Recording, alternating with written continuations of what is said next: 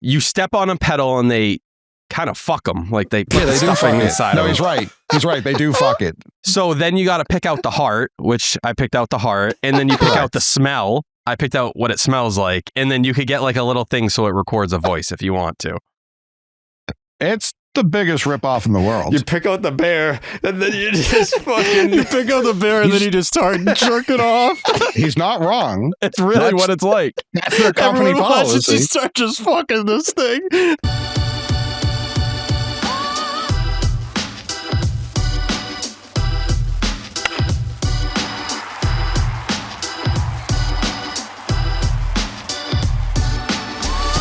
What's up, and welcome back to the Section 10 Podcast, episode 598, presented by Underdog Fantasy. It is the home of your soon-to-be 2026 World Series champion, Boston Red Sox. My name is Jared Carabas, and I am a certified G and a bona fide stud, and you can't teach that. And this right here, this is Coley Mick, and he's 7 foot tall, and you can't teach that. And this right here, this is Tyler Milliken, and he killed his dog Bullet, and you can't teach that. Bada boom. Realest guys in the room. Steve, how you doing? Ooh, what up, Section 10 in the building. In the mother fucking building. Brewed by Blue Moon. Suck one. Produced by Jake Yazzie. He's not here. Fuck yeah. But fuck yeah, Jake, wherever you are. We got 2K, Baghdad, Bagzewski, back on the ones and twos back there. We got Bones. Mikey Eamon in the cut. We're rolling deep tonight. Pretty excited about it. Everyone being like, oh, they never do a show together. Like, you know, sorry that fucking Bagzewski's leaving it in. You know what I'm saying? The boy fucks. Yeah, my boy had a boy, you know what I'm saying? So shout out to Bagzewski. We gave him the dad love on an episode, but like he can't talk because he's behind the scenes and it doesn't have the function, but we didn't give him the love on the show with him here. So congratulations to my guy 2K. 2K leaving it in. He's got a kid. What are you clapping for? What's that? Were you What's trying that to get clap? a bug? What was that, T? Oh, yeah, no, there's a bug in my room. What is it? What Okay. kind of bug? It's small. I wouldn't call it a mosquito. I think it's too small to be a mosquito. So it's a gnat. It does fly, though, right? I don't know. What's a gnat?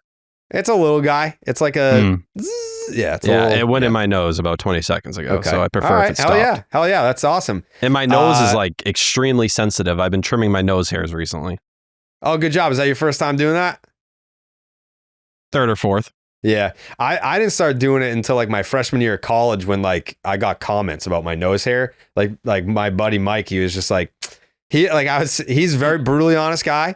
And I'd be like, we'd be talking about, you know, we'd be talking You got hairs in your about, nose, you moron. talking about baseball. And then all of a sudden he's like, yeah, but like your fucking nose hairs. You just completely disregard anything that I said. And then that, you know, ever since then, you know, trimming the nose hair. So congratulations on becoming a man, T. It feels good.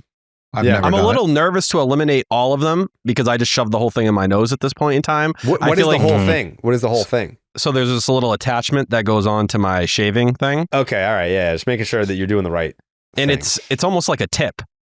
And I just shove it in there and I It's a- kind of it's just a nose wait. hair trimmer. Yeah. Yeah, for like a minute Just and a wait half. for the hairs to fall out. Yeah. Well, I feel like if I eliminate all the He hairs, just goes I'll up there with pliers, damage it. just rips some out. Can't be good to have no nose hair. Yeah. I mean, I don't know.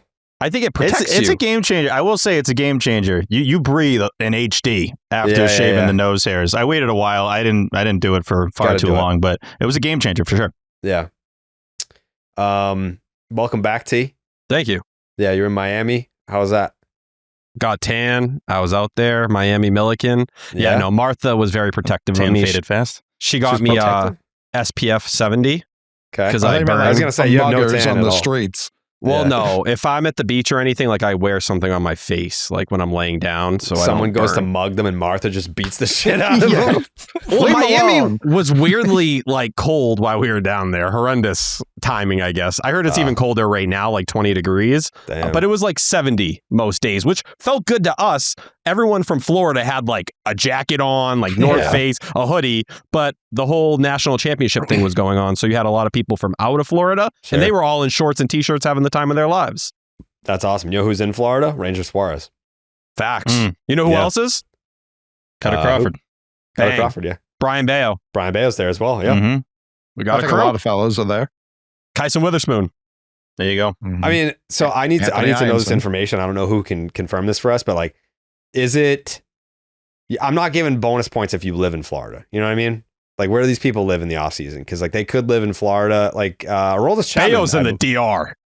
Yeah. That dude be posting Making videos of music. him working out in fields, making music. Like he's out there He's living making his music? life. I He don't be know, in the I think he's studio. financing music. I don't really understand what's Oh. going on. It's but like everyone's he's the talking about manager. it. That's He's a like bad accepting path to collabs take. and he's not in it. I'm confused at what's going on there. Former Red Sox player who signed a big contract who funds music, that doesn't usually end well. Shout out Carl Crawford, baby. Yeah. He did find Megan Thee Stallion though. Dude, that Yeah. Cody Ross video with him and Lil Wayne from back in the day, I think Felix Dubrant's in it. It's one of the coolest videos of all time. Shout out Felix Dubrant, man. He was Shut the fuck he up. was the starting pitcher on the day that Manny returned to Fenway Park in 2010 with the Dodgers. Also brought us the great Marco Hernandez, did he not? I'm not going to fact check you on that if you want to have that one. I loved Marco Hernandez. I Sounds was like a something believer. T would get right. I don't even Yeah. know if you have to look it up. Sounds right. Yeah, sure. Anyways, I Bang. think that'll do it. Got it. nailed it. December Nailed it. 15th, 2014. Sign up for the Underdog Fantasy app. Make sure you sign up with the promo code Jared. That's Jared to get up to $1,000 in bonus cash and a special pick on Underdog. That's Underdog Fantasy promo code Jared. I missed you, T. I Thank missed you. you, T. We did have like an all-time classic episode without you, but it wasn't like a Wally Pipp situation. It was kind of just like, oh, that was nice to, go back to the retro era. But like, I think at the end of it, everyone's like, all right, now I'm ready for, T. I do think sometimes I redirect us to ball talk, maybe a little too much for some people. Sometimes. I think Yeah, some yeah. people really love it. I think it's two different crowds, but for you guys to do what Section 10 really exploded as, I'm happy the people got it. Yes, like there was more like goofing around, I But think. a lot of we- Dodgers like Yeah, we still spending talk walkout ball. talk. I heard Yeah, it. we still talk ball. I tuned into that and the bonus episode. I heard it all. Oh, you did? Did you listen on the plane? No, I think I listened to. When'd you get back, T? I got back. So, Coley, I heard you sit here and take a shot at me. I was going to What let did he it say? slide. I said you were on a plane. What I shot would is say. that? He goes, I think Tyler could have been here. I never came home on that Oh, day. Jared? Jared defended me. I did hear that too. Go ahead, But Coley. you were on a plane that Jared? day, Yes, I was. I flew back that day. Jerry. I believe what I said was if Tyler could be here, he would be here, is what I said. Yeah. Yeah. We I didn't don't get think that's back. ever in question. No. And I'm a grinder. Hey, I've been here at the emergency episodes. Did I not Yeah. post on those days? Yeah, Please. yeah. I've never Um, questioned your posting. They had said you were still on vacation. I said you came back. I always got your back, T. Thank you, dog. I'll die for you. I'm your biggest fan. I always know where you are. No one else had any fucking idea where you were. Well, this fucking flight attendant in this Oh, You no. need to fucking put your little table down when the plane's trying to go in the sky. Who gives a fuck? So you Get think a that's load going of to this stop the broad, plane? right? So I'm on the Ranger plane. Suarez is getting announced, and this fucking chick twice lifted my headphone off my ear. Twice. Are you kidding me? I mean, that's day one plane stuff, T. I'm That's on her also side. assault, brother. You can't be just touching my guy when I don't he's know if she sitting in wanted some. I don't know what was going on, but I was trying Maybe. to enjoy Ranger Suarez. Yeah. I almost had Martha start swinging, bro. Damn. Sounds like she was just swinging this entire trip, just clocking people. People going after T, man. Gotta watch Don't go out. after T. You got to learn that. You got to learn that day Yep. one, or else you're going to be in a world of trouble. A world of trouble. Wi-Fi was dog shit trying to cut up that Ranger Suarez always press is. conference in the sky. Shout out the airline, T. No, they have to sponsor. Well, no, I'm saying No, like the if- point if- being, say they suck. yeah. Oh yeah, American Airlines. Fuck you. There you Oh, go. okay. Well, what if they crash? AAinflight.com is how you get Wi-Fi. I think they on there. famously. Yeah, I think were they involved? I don't want to be taken out. In the 9/11, big yes. Yeah, In the big one. famously they- crashed. I Yeah, want to say that was what I there was gonna was Ugh. there was two They were in there. American Airlines flights. Mhm. There's the United one was that in there, went obviously. down Yeah, United Pennsylvania was 93, United Yeah. went straight down. Yeah. 175 was Mhm. a twin tower. What was the North Tower was a United Imagine 90? this at like a trivia night. Like, so Yeah. which one got the North Tower? And then for the second time. was the Pentagon a Delta flight? I know there was two that one never American. happened. That Two one never American. Yeah, that was happened, a cruise missile. Oh. Two American flights. One Two American, two United? Huh? I thought it was two United. Thought it was 2 United and 2. Flight 90 Yeah, was he the just North said Tower, two no? United. I'm just saying, I thought it was 2 American, 2 What United. were the flights? That's what he just said. He said 1. I thought he said 1 United. But there were four. There were four. Well, we just eliminated the one that hit Flight DC. 11. Damn it. There you Yeah, go. Flight 11 was the North Tower. 175 was the South Tower. Flight 77 was the Pentagon. And United 93 was Shanksville. Yeah. RIP. Yep. Man, I'm There might have been disappointed another myself. plane, by the way. Did you see that, Doc? I did. TMZ put that out. It's interesting. It honestly. is, yeah. A It's, fifth plane. Yes. Yeah, I think that's the name of the dock, like the fifth Yeah, that plane. makes sense. I can Yeah. see, but like, yeah, where to go? there was a lot of sussy. That it didn't take off, and it was Newark? mad sus. I want to say Newark. Yeah, it was very sussy activity going on the plane, and they couldn't get it off the ground in time. But Yeah. it definitely seemed like Some weird characters on board that Yeah. kind of checked a lot of the boxes of people that took out the attacks. they were so. behaving very suspiciously and wanted it to get in the air real bad. Well, Yeah, it wanted was to get also in the cockpit 9/11, real so bad. I'm sure they were nervous. The whole country was. Yeah. Did they used to leave it open before that? No. Not during the flight, no. Well, you Just like, could hey, get up come on in. there. Yeah, They if used to you're, bring- what if you're a kid, right? Yeah, but that they don't do that anymore. To T's point, like Yeah. T, You can just can talk. Ranger go, Suarez. T. Thank you. Go ahead. Yeah. Rest in peace, Ray J. Isn't he still alive? He's on the way out. Yeah, but he's not. T. what happened to I Rich? saw, What did I I saw a miss? tweet today that he has like a few months to live. You let him play out the string. Ray J T. dying? I want to be early. I'm always first. Yeah, you don't want to be early in a situation Heart like that. damage. It's bad. Damn. Oh, pneumonia. Fuck. Brandy's brother, right? Correct. Yeah. You're Yeah. kind of like Chris Berman in that say, and let us be the first to wish it, but you're like the other end. You let us be the first to wish an RIP to What Ray more J. can you say for the guy? I'm trying to I promote mean, what he has going RIP on. before he's still dead? alive. Yeah. I hear Crazy. the feedback.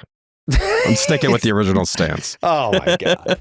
I hear what you say. I'm going to Yeah. keep saying RIP when guys are still alive. Yeah. Doesn't matter. Thanks. I love Ray J. Thanks to the memory. Yeah. Yeah. What a film. Damn, that's So, I mean, listen. Yeah. That's how you know that like stuff's not really happening right now in the world of the Red Sox is T only has 1.5 pages of notes, which is low for him. Record low. And Record we are low. 15 minutes into the podcast and we've already done 9/11 talk and Kim Kardashian sex tape talk. Mm-hmm. Yeah. I'm excited for what's next. We'll see. If I had one wish, is a fucking banger, man. Incredible. Like, Yeah. I don't know how to crump, but I crump when that song comes on. Okay. We will be best friends. What would it look like to you if you did it? It's like that. Like, Nice. That's I don't want to mess up. not what it is. Yeah. Oh. Sorry, yeah. Dude, someone hasn't got tossed in a minute. I almost forgot what the music sounds like. I mean, emotions haven't been high. Like, what has Yeah. there been to get all fired up about? And people may come at me and say I'm bullying T and that he didn't deserve that suspension. Those people might be right. Those people might be right. You know, yeah, that if was you- probably an aggressive one, but Yeah, whatever. I think mean, so we got to too. mix it up. I think so too. And I'm maybe, trying to get one you know, today. I want to live If a you little want to bit. take that to the appeals process, I think that there's a review team of Jake, 2K, and Mikey. They get together every Sunday before the NFL slate, obviously. Yeah, it's always at And- noon every Sunday. Yeah. At noon every Sunday, and they go over any suspension appeals. But I mean, Jake's not here, but Mikey and 2K are here. So if you guys want to kind of get together on that now, you can, and you can overturn that suspension if you'd like. If we get 2 votes, obviously Jake's vote doesn't matter. Mikey, do you think that's an overturn? We can go under the hood and check it out. All right, he's gonna go over to the hood and check it out. Bags, how you feeling about it? He's gonna talk to Mike. All right, they're gonna get together. All right, so if you get 2 overturned votes, then that's an overturned suspension for you, T. Thank you. But if it's split, then we got to get a Jake vote, and that's just how it works. You know I am a bit offended right now. why? Listen, the Tyler Milliken setup, the studio has gone through a lot of changes over the years. And we have reached let's a new good take. ceiling. We have a new thing going on here, and it hasn't even been acknowledged. I mean, It I didn't already even saw get acknowledged you before. You tweeted Well- it, so like the shock and like the natural reaction already occurred off screen. So that's on you for releasing it before you should have released it. You know what I mean? I should have waited. Yeah, you should have unveiled it on the show, but you didn't. Okay. Well, it's very cool. It's nice. Yeah. Thank you. What do you got back there? All my anime figures, That's really cool. I can move over. Yeah, I don't know anything about anime, but what I am learning about anime, or the anime community, I should say, is because we have T, who is so outspoken about his love for anime, I am realizing that the community is much larger among us than I previously realized. Yeah. Mm-hmm. Baseball's a nerdy sport, so you're going to get a lot of those kind of, other nerdy communities coming together underneath it. Out of all the sports, it's probably the nerdiest, is it not? Probably. Of like the major ones? Yeah. Maybe. I mean, there's a lot of math involved. I think the sport isn't very nerdy. I think people like you are nerdy. Yeah, I think the newer generation of fans is very nerdy. Maybe that's the right way to frame it. I don't that's been happening since us three were young. The percentage of nerds, I think, is always going to stay pretty similar. Like, it might grow, but T, you also, like, your timeline's nerds because you're one of them. So, like, you like to be surrounded by those people. It's also, I think baseball probably has the highest percentage of nerd fans, but like to Coley's point, fan. I don't know why this image stuck out in my mind, but the 2021 wildcard game, I believe it was Xander. Did Xander hit the home run to straightaway center? Yeah. Yes, he did. Yeah. So if you go watch the tape, that home run when the ball lands in center field and there's just a sea of people jumping up and down and chugging beer, not a nerd to be found. So I think like the Fenway crowd is not nerdy, but the community of baseball fans, like, naturally there's going to be some nerds because it's a mathematical sport. Like, we're talking about, talk about statistics in baseball more than any other sport. Like, statistics alone. I don't think that's true anymore. NBA is catching up for sure. No. It's football by a lot. Like, the pro football focus stuff is pretty good. Like the advanced, quote unquote, advanced analytics that have taken over football, like, very recently, fucking sucks. I think football, like, comfortably, not only has the most nerd people because it's the biggest sport, but I think football's the players, the most bro-y, like, I agree. guy. I think it is the most. No doubt. None of the writers are. None of the writers are. And then you get to the actual players. The players the football are writers nerdy. are nerds? Yeah. Isn't Ben Volen a football guy? No, I have never seen like Carlos Correa steps out. He's like, WRC plus. I know what the fuck that means. I have yet to see a football player cite one of those metrics. All the offensive linemen are like doctors. You know what I mean? Like, they go to school forever. They get multiple degrees. They are like, they have more Harvard players in the league. I'd say that's different, though. I think it's a different kind of nerdiness. But that was the point I was making before everyone started fucking yelling over me. I think the players in baseball, maybe the least nerdy of any of the sport. Yeah, I'm talking more about fans. Jared? I was talking about the whole sport in general. You said baseball is a nerdy sport. I disagree. Jared. When I went to the All-Star game in Atlanta last summer, I don't know if they were fucking with me, but there's no way they couldn't have gotten together and been like, all right, let's do this bit where we lie to Jared. I was on the red carpet talking to all kinds of pitchers. And I asked them, like, how often do you look at your baseball savant page to see how red it is or whatever? And none of them, they were like, what's that? Savant? Surprised me. Yes. Remember Lucas Giolito? Jeez. Like, I was so excited when we interviewed him. I think that was name redacted era. But I was like, I want to ask him all about, what he thinks of these metrics because we heard he was a nerd. And he was like, yeah, like, maybe once a year I ask for this certain stat or this, but besides that, no. I think most players, it's too much. It's information overload for them. Yeah. But I also do think you see now with like tread or driveline, like all the work that happens in these labs, what makes these people and these pitchers go to them, it's not them being knowledgeable. It's someone who can be the middleman and break it down into a way that works for their brain, and it's not too much to process. That's the big thing. And that's why, like, that huge clip, the Kyson Witherspoon one over the last week that went viral, everyone's shitting on the guy who's coaching him up because he looks nerdy and he's breaking down, the movement of the pitches and all that. It's like, okay, well, that guy is helping Kyson Witherspoon understand this stuff on maybe an easier level. Jared. So in the defense of that nerd in particular, if I were a Major League Baseball player, so I don't know. I don't really know Matt Blake's background, but he never pitched in the big leagues. So the Yankee guy? Yeah, the Yankee pitching coach.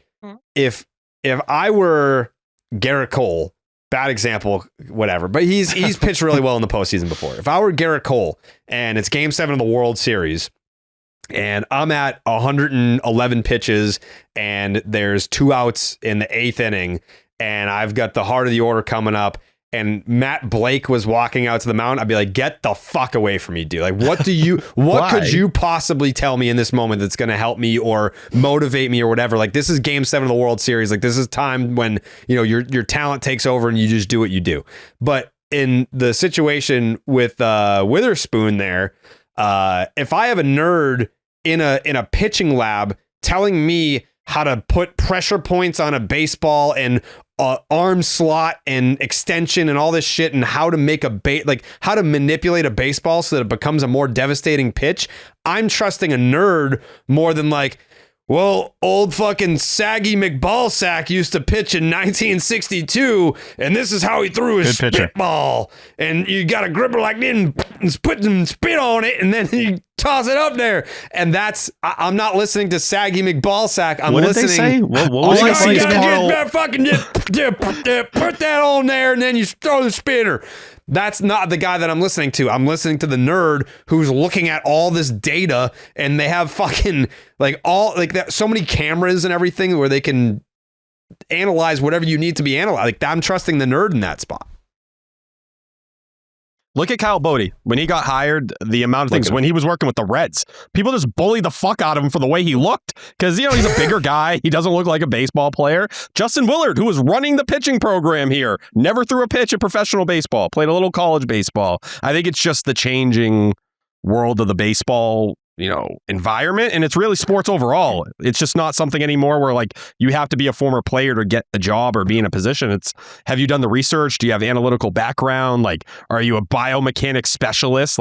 That's the things in sports today that get valued. And that's why even when we talk nerdy stats on here and people are like, dude, you should apply to work for the Red Sox. I'm like, dude, you have no idea what the people who actually are working in that organization, their ability to break these numbers down and what these front offices are looking for, whether it's right or wrong.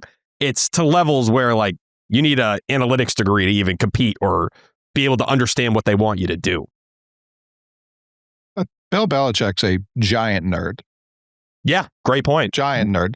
Obsessed Some with of the the Hall of Famer, greatest ever are nerds. So plenty of players listen to people who, there was Manny puts out hitting videos where it's just some guy giving him hitting tips and all the comments are like, who the fuck is this guy to be telling Manny? And it's like, Manny hired this guy. What are you talking about?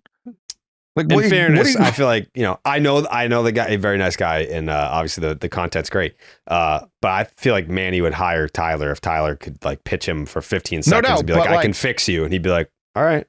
He's also intently listening. If he was saying swill, Manny would walk away. He's not just going to listen to nonsense either. There's people don't just show up in these places and start teaching things. Yeah. I do like Judge's swing guy because he talks a lot of shit. Blocked. Did you talk shit? No.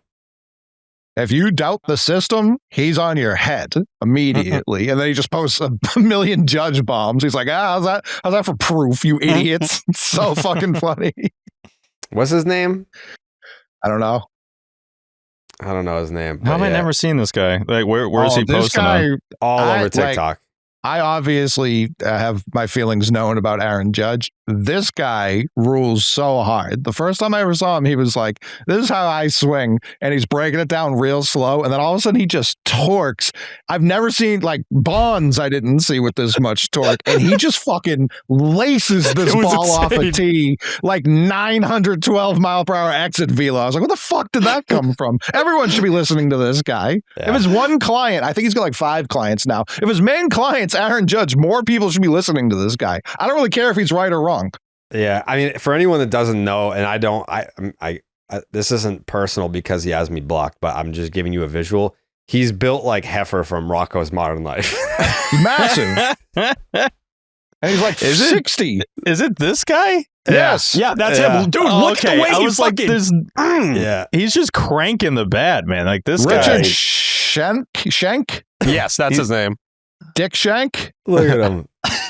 Look at this man. And underneath the comments, you always see Doug Minkiewicz being like, fuck this guy. Fuck all these people teaching this shit. Y'all don't know anything. I do love it. It's just you got to hold the bat and then you got to go like this. Yeah. Go like this. And then he hit makes it 700 so feet. much sense to me. He makes so much sense to me. But also That's his hilarious. prime example is the best hitter of this generation. If he was... But if Bobby Delbeck was fucking going to him, no one wants to hey, trade him. hey. What was that for? I'm sorry. Unwarranted. I'm sorry. Excuse me. Pardon. To Dick Shank's credit, though, like Judge doesn't miss that low and away pitch. That used to be his hole. And then you start talking to this guy. Now he's like, I just hit singles or doubles the opposite way. Like, he did make Judge a better hitter. Whether or not he was already a good hitter doesn't really matter. Judge is definitely a better hitter since he hired this guy. Yeah. Like, again, like Aaron Judge is his guy. If he was like Denard Span's guy, you'd be like, I don't know. I'd listen. I'd listen a little bit. Would you?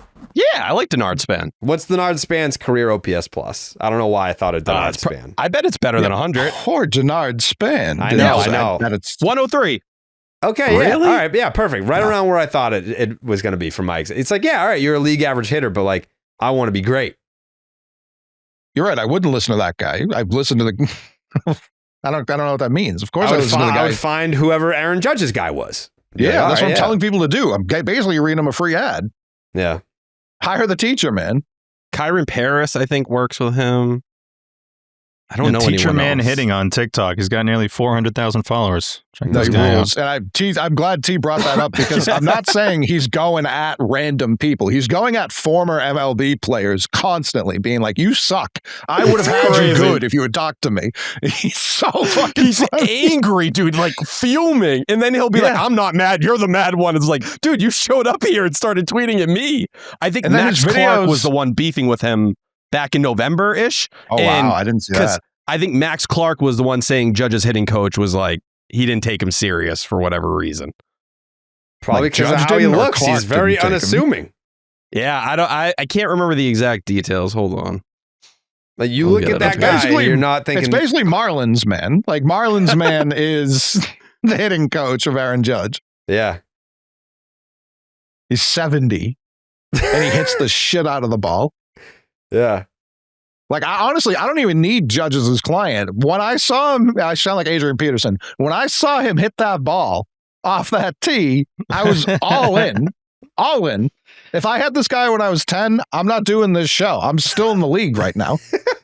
So Richard Dick posted a video of Trout just kind of like extreme bat speed, just like smoking a baseball. And Max Clark goes, "Congratulations to the smartest hitting instructor of all time, using a video of the best hitters in the world that share similar moves and began their playing careers before you were relevant. If you didn't create the idea of staying behind the baseball," or no, he said you didn't create the idea of staying behind the baseball. Every good professional, hold on, I got to open up the link here. Can we get through the tweet? Every good professional hitter does it. Not every good professional hitter stands on one leg and snaps. You have beautiful concepts that most people in the hitting world agree with. You lack the ability to converse and understand that people can get to positions you teach without being HLP/TM.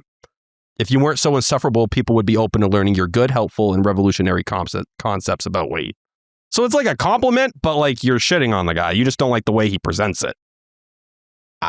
I mean, his videos, he'll take like a 2-second video and then loop it for a minute and a half. Like, that's the whole video. Yeah, I'm watching it right now.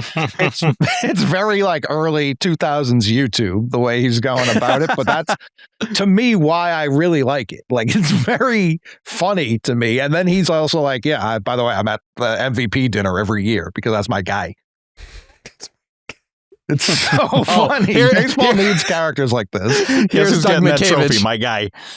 Doug McCavage responds underneath the video. "Max, one thing that players were raised on: respect. Game respects game. He doesn't respect guys that played or coached it at the highest level, something that he's never done. It's a little bit different in the dugout or the actual box, staring down a tic-tac from 60 feet, 6 inches. It's like, dude, like, Doug gets upset at why does he get upset at everybody? He's so pissed off at everybody. It's like, calm down, McCavage. Relax. How can we say this guy hasn't coached at the highest level? The fucking MVP is his client. He coaches the MVP, like, exclusively. Swears by him, like mentions him constantly to give him the publicity he's looking for. Was he like this as a player? It's so dated at this point to do the whole like he didn't play thing. Like, come on, bro. That's all he says for like any argument he has. Like, no, you don't understand what it's like to play first base. Like, I can get a general idea what it was like to play first. I don't know, man. The most famous baseball movie of the century openly shitted on the position. Like, That's what people know about first base. Nah, you didn't play though. You got no clue. Shout out Dick Shank. I'd love to have him on. I'm stunned I didn't know about this guy. I'm like upset at myself. I haven't seen this dude. Basically, all these videos, he's doing this thing. You're going to be like this. You're going to be like this. I'm very surprised that he would hate me because I'm very pro Judge. I'm not. I don't talk shit about Judge. You said you want him to win a World Series, didn't you? About a month ago? I'm probably Judge's biggest fan. Why would you hate me? You can get blocked for random stuff, though. It could be some over-the-top Red Sox thing. He's like, all right, get this guy out of here. So, granted, you weren't following each other, so why? Or were you? Who? Were you following this guy, Dick Richard, Dick Judge? No. Okay. Yeah, I think like the new Twitter update when like if you like look in the replies under someone's tweet and like the ability to like and reply, it's like faded because you don't have the option to do it. Like that's how you know that you're blocked by someone. I am blocked by so many people. I didn't realize like I am super blocked by a lot of folks, but I get it, you know. Sometimes. Nah, he doesn't have me blocked. He knows I'm in. Yeah. Knows you're a supporter. Yeah, I think he goes hitting system used by Aaron Judge and many others. I would love being the others. Like I can't even get a mention. What the hell? I mean, who's his second most famous client, would you say? Does he have like a website? Probably not so big. far, Kyron Paris. Yeah, that was the only other one I got. Okay. In his defense, you only really got to get Judge, and then you can just fill in with others, and you're pretty good. Yeah, just be like, I'm Aaron Judge's personal hitting coach. Yeah. Also, posting other people just kind of makes it seem like everyone trains under you as well. If you're just like, check out Mike Trout, it's like, well, he's a hitting coach. Maybe he works with him to some degree, but no. Well, clients. As a peace offering, I'd love to offer Dick a blue moon. As of 1 year ago, he had 53 I'd love to clients. offer Dick a blue moon, T. Tell me more. As of 1 hour from now, live 53 blue moons. Yeah. Yeah, because even if you love beer, there's some moments that you want to enjoy a non-alcoholic drink. Celebrate those times with Blue Moon's non-alcoholic Belgian white Belgian style wheat brew. It's for when you want to drink a non-alcoholic version of your favorite beer. And me and Aaron Judge's hitting coach, I'd love to offer him one because I know that once he takes a sip of that Blue Moon, he'll be like, wow, how could I not be pals with this guy? What a gift. What a gift Blue Moon is for anybody. Inspired by the beer you already love and available year-round, a Belgian white Belgian style wheat brew that tastes like drinking, even if it's not. Crafted with Valencia orange peel and coriander, it tastes balanced and refreshing. Nothing compares to the great taste of a Blue Moon non-alcoholic Belgian white Belgian style wheat brew. Blue Moon made brighter. Get Blue Moon non-alcoholic Belgian white Belgian style wheat brew delivered by visiting get.bluemoonbeer.com/Jared for delivery options. That is get.bluemoonbeer.com/Jared. Blue Moon made brighter. Celebrate responsibly. Blue Moon Brewing Company, Golden, Colorado. Non-alcoholic malt beverage contains less than 0.5% alcohol per volume. Suck one. Yeah. Yeah, so I saw one of Tyler's tweets today. Oh, I'm sorry. And I knew it was going to be a slow news day because like the biggest news of the day was that Tristan Casas shaved his beard. And I was like, yeah, he does that every winter. He grows it out every winter and posts videos and pictures and everyone's like, damn, that looks good. And then he shaves it for some reason. I don't know why. He should absolutely keep it. He shaves it. And then everyone's like, oh, you shaved the beard. And then the cycle continues until the next year. I mean, something massive happened. It was just yesterday. That's all. Oh, we have the two best left fielders in the world on the same team. yeah. 1-2, baby. We have that. Let's go. That's Left fielder most champs, teams baby. Don't have the top three. You know what I mean? They don't have 3 through 10, most teams. We got 1 and 2. Mm-hmm. Never been done before. Never. I was laughing thinking about like whoever the graphics person is. And I'm sure they're a very knowledgeable baseball person. That's not always the case for some of the offseason people. They're probably like, you guys sure it's the same logo next to the guy that's 1 and 2. There's no way they have the two best left fielders in baseball on the same team. But hey, we're winners, man. We just got them. You guys don't got them. We got them. Yep. Yep. Are you guys surprised that it is almost February and the Red Sox haven't moved an outfielder? No. They're just keeping him forever at this point. There's a can to be kicked, Jared. Why wouldn't Craig kick it? When we first heard from Passan that they were like, we're getting a frontline starter. It's nothing. Like that's the way we're valuing Jarren Duran in the 2024 form.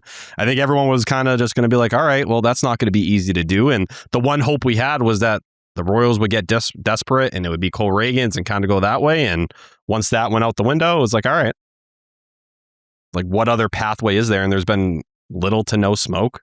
Like even the stuff with Isaac Paredes, like Chandler Rome's telling you like the Astros like Wilyer Abreu more.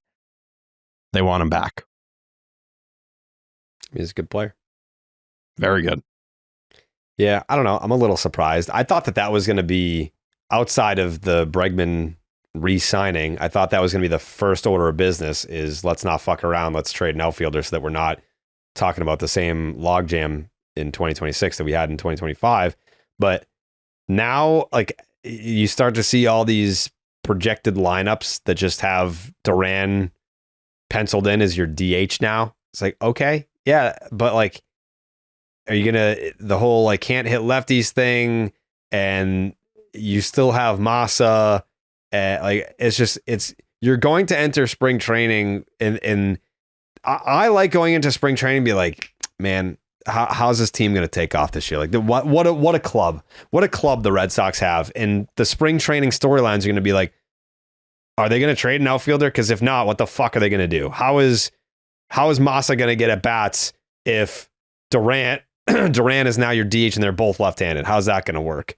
It can't. Super easy With Massa? No. You guys are. I don't even know why I waste my breath. They don't have an outfield logjam in their eyes Because they're putting Rafael at second base. Do you have any proof of the opposite of that?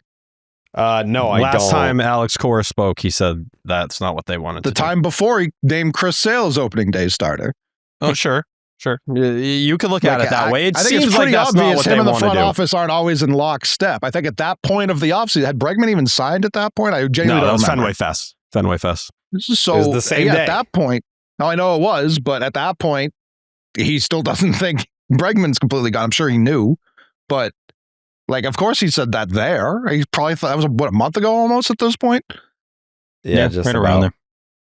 Like Rafaela right now, and by the way, compared to the other, like what I hate right now is the idea that they're trying to shoehorn Duran into the infielder trade, which is a really fucking stupid way to maximize his value. That's why you can't come to a deal. Like, you can't just trade him to make the roster fit. He's too talented for that, and he has too much control for that. Like, that's stupid.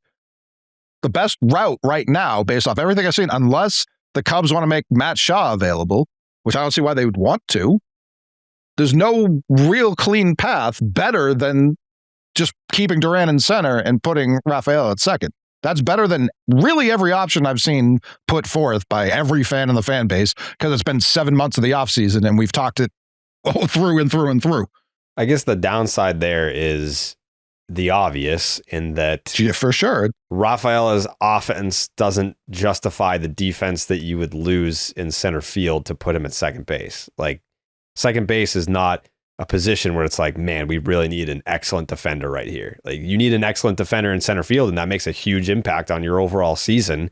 And if he's an 89 OPS plus, you live with it because he's the best defensive player at any position when he's in center field. But at second base, it's like, all right, so he's a below league average bat and he's at second base. So, like, okay. The only I pro think if you you go would all in on pitching, your defense everywhere better be excellent. I didn't mean to cut you off, T, but and I also don't think you got to hand it to Craig for this. Like, it is a massive fuck up that you've put yourself in this situation. I don't think you should make it worse by doing bad deals just for the sake of keeping the guy in center when you know he can play second. You don't want him to play second. I agree. I want him in center. Clearly, based off everything, it's that or you sign Suarez, and at that point, you still have to trade a player. Or if not, just start DFAing guys. It's still if you bring in Suarez, because I was trying to do the numbers and just trying, not even, obviously the contract numbers get tricky. Trying to do the lineup is borderline impossible. Like, you start moving pieces around, and it's like there's two dudes that are missing from this lineup that anywhere else would be everyday players. So it gets dicey. I mean, under league average bat at second base, that's That's nothing new for the Boston Red Sox since Pedroia left, so I don't know if that's going to be too shocking to them. No, and usually that guy sucks at defense too, so at least so at least it'd be a plus on things. that side. Yeah, especially when you got a bunch of ground ball pitchers. But yeah, the outfield thing has consistently been a pain in the ass because they're not being aggressive and making the move they have to make, and the lineups that you try to project don't really make a ton of sense when you try to put these pieces together. A lot of holes. A lot of holes in the projected lineups. Figuring out that 1 through 4 right now it's not easy. It's pretty uncomfortable. Like if you want to put Roman in that number 1 spot and say I think you have to. Yeah, you pencil Duran at 3, and Contreras has already been named the cleanup hitter. You know, they felt the need to do that 2 months before the season. Just hey, he's the guy, man. Doesn't matter what conversations. Everyone else, who fucking knows? It's just like at number 2, you start to sit there and you're like, all right, is it like Trevor Story? Like, is that the way you're going about it here? Like, you could picture a world where if the Cubs are willing to move off Nico Hoerner, and so far, just about everything coming out of there has said the opposite. I do think like, if you were in on Freddie Peralta, there is some kind of point to me where we're talking a position player who was a 6-WAR player last year with 1 year. Freddie Peralta was a rental you were seemingly willing to be aggressive enough on to entertain it throughout the offseason. Would you be willing to be that aggressive with the Cubs? And are the Cubs going to sit there and just be like, we want even more? You know what I mean? Like, you're not going to get the kind of return the Mets just gave up for Freddie Peralta. You're going to have to do that and then some. It gets really uncomfortable. But yeah, figuring out that top of the lineup, it's not a good time. I was doing it today and it wasn't. Like, who's your 2, T? Because I was trying to do this. Yeah, I guess. He's Duran at 2? He's a 6 hitter on a good team. Does Duran make any sense at 2? He basically never hits second. I was looking up. He's hit leadoff, I think, 66, like 2 out of every 3 games of his career, essentially on average. And then if you look at the last handful of years, I can't think of many times that he hasn't been hitting leadoff. I know they had that weird stretch where he was like, 7th or something? Well, he was hitting 3rd and he's cleanup in 3rd, yeah. Right, yeah. But they've moved him around, but it's been mainly leadoff. So would you want a guy like that after Roman? Would you want Suarez after Roman potentially? No. Probably not as a strikeout guy. Like, it's, again, you'd have... you got Schwarber hitting second. You got other strikeout guys that hit second. Raffy had a bunch of strikeouts. He hit second. Yeah, but Schwarber gets on base at like a 4-10. Right, so did Raffy. He gets on base more. Yeah, you want a guy that gets... But still, where would you put Suarez? 3rd? No. Is that the point of... No, you probably hit him 5th. 5th or 6th, yeah. Yeah. Then who's your 3? Duran would be my 3. Okay, and Story second. Yeah, he's the only guy who fits the profile. Yeah, at that point, and then you're trying to go righty-lefty until you get to 7, 8, 9. It is a little easier against lefties. I wouldn't be surprised if they say, Romy, we'll put you at leadoff like we did a year ago, and of course they will. Let you cook that way. But 7, 8, 9, it's Meyer, Narvaez, Raffaella. That's the... And you probably want Raffaella at 9 because it gives you the speed at the bottom of the lineup. You probably want Narvaez in 2nd. That's bad. That's really bad. He got moved up from 4 last year. No, the first thing that was the first half of last season. This is where, like, I as much as I think that's their best plan of action, as they're just seeing how they act, you can't, like, the first thing this guy said the second the offseason started was, we need Pop. Yep. We need Pop, and then we're getting to number 2. He got said the number it like 2 20 times. He kept a saying week it. and a half ago. Well, the more he says something, the less I believe him. Got a couple number 2s. Yeah, the rotation, like last year they were 5th in rotation ERA. The FIP was 10th. I feel confident, you're a top 3 or 4, 5, whatever rotation in baseball, and I think the FIP and the underlying metrics will back it. You're not going to have to hope Lucas Giolito is the luckiest pitcher in baseball again. And Ceddanne Raffaella is fucking diving left and right to save him. You don't have to sit there anymore. Shitting on someone on the way out of town. Oh, listen, I think Lucas Giolito was a great guy, and I'm very thankful for what he did in the clubhouse. Tyler Bob Holer Milliken. No. But listen, I was anti bringing Lucas Giolito back at the start of the offseason. I never changed on that front. But I think with the Suarez conversation is we try to figure that out here. What makes it hard for me to still picture, and Chris Cotillo had the report, I guess you want to call it today. It was very light, but he said a rival agent speculated this week that he thinks Suarez deal is going to come in much lower than initial projections suggested. I mean, the Red Sox might see the value in getting the slugger on a very palatable, how do you say that? Palatable. Thank you. I know what it means. Palatable. A platypus deal. No. You want to get a good platypus deal for this guy. Yeah. I know what it means. Yeah. At that point with the CBT budget, soaring other moves. Palatosh's contract. It's one of those words like I read, but like try to say it's very difficult. Can you imagine passing and being like, the Red Sox have acquired Eugenio Suarez for a duck-billed platypus, it says here. Over 2 years. But they're at 268 right now. You look at like the projections for Suarez over the offseason. It was 3 years 63, 2 years 45, and 3 years 69. Like if he's going to take 1 year, do you hope it's like 20 million? Are you going to really get him at 115 at this point? But it seems like really only the Pirates and the Red Sox and the Reds who are broke because of their TV issues still going on, and in general just cry poor whenever they get a chance. If you're going to take a one-year deal, why would it be here over Pittsburgh?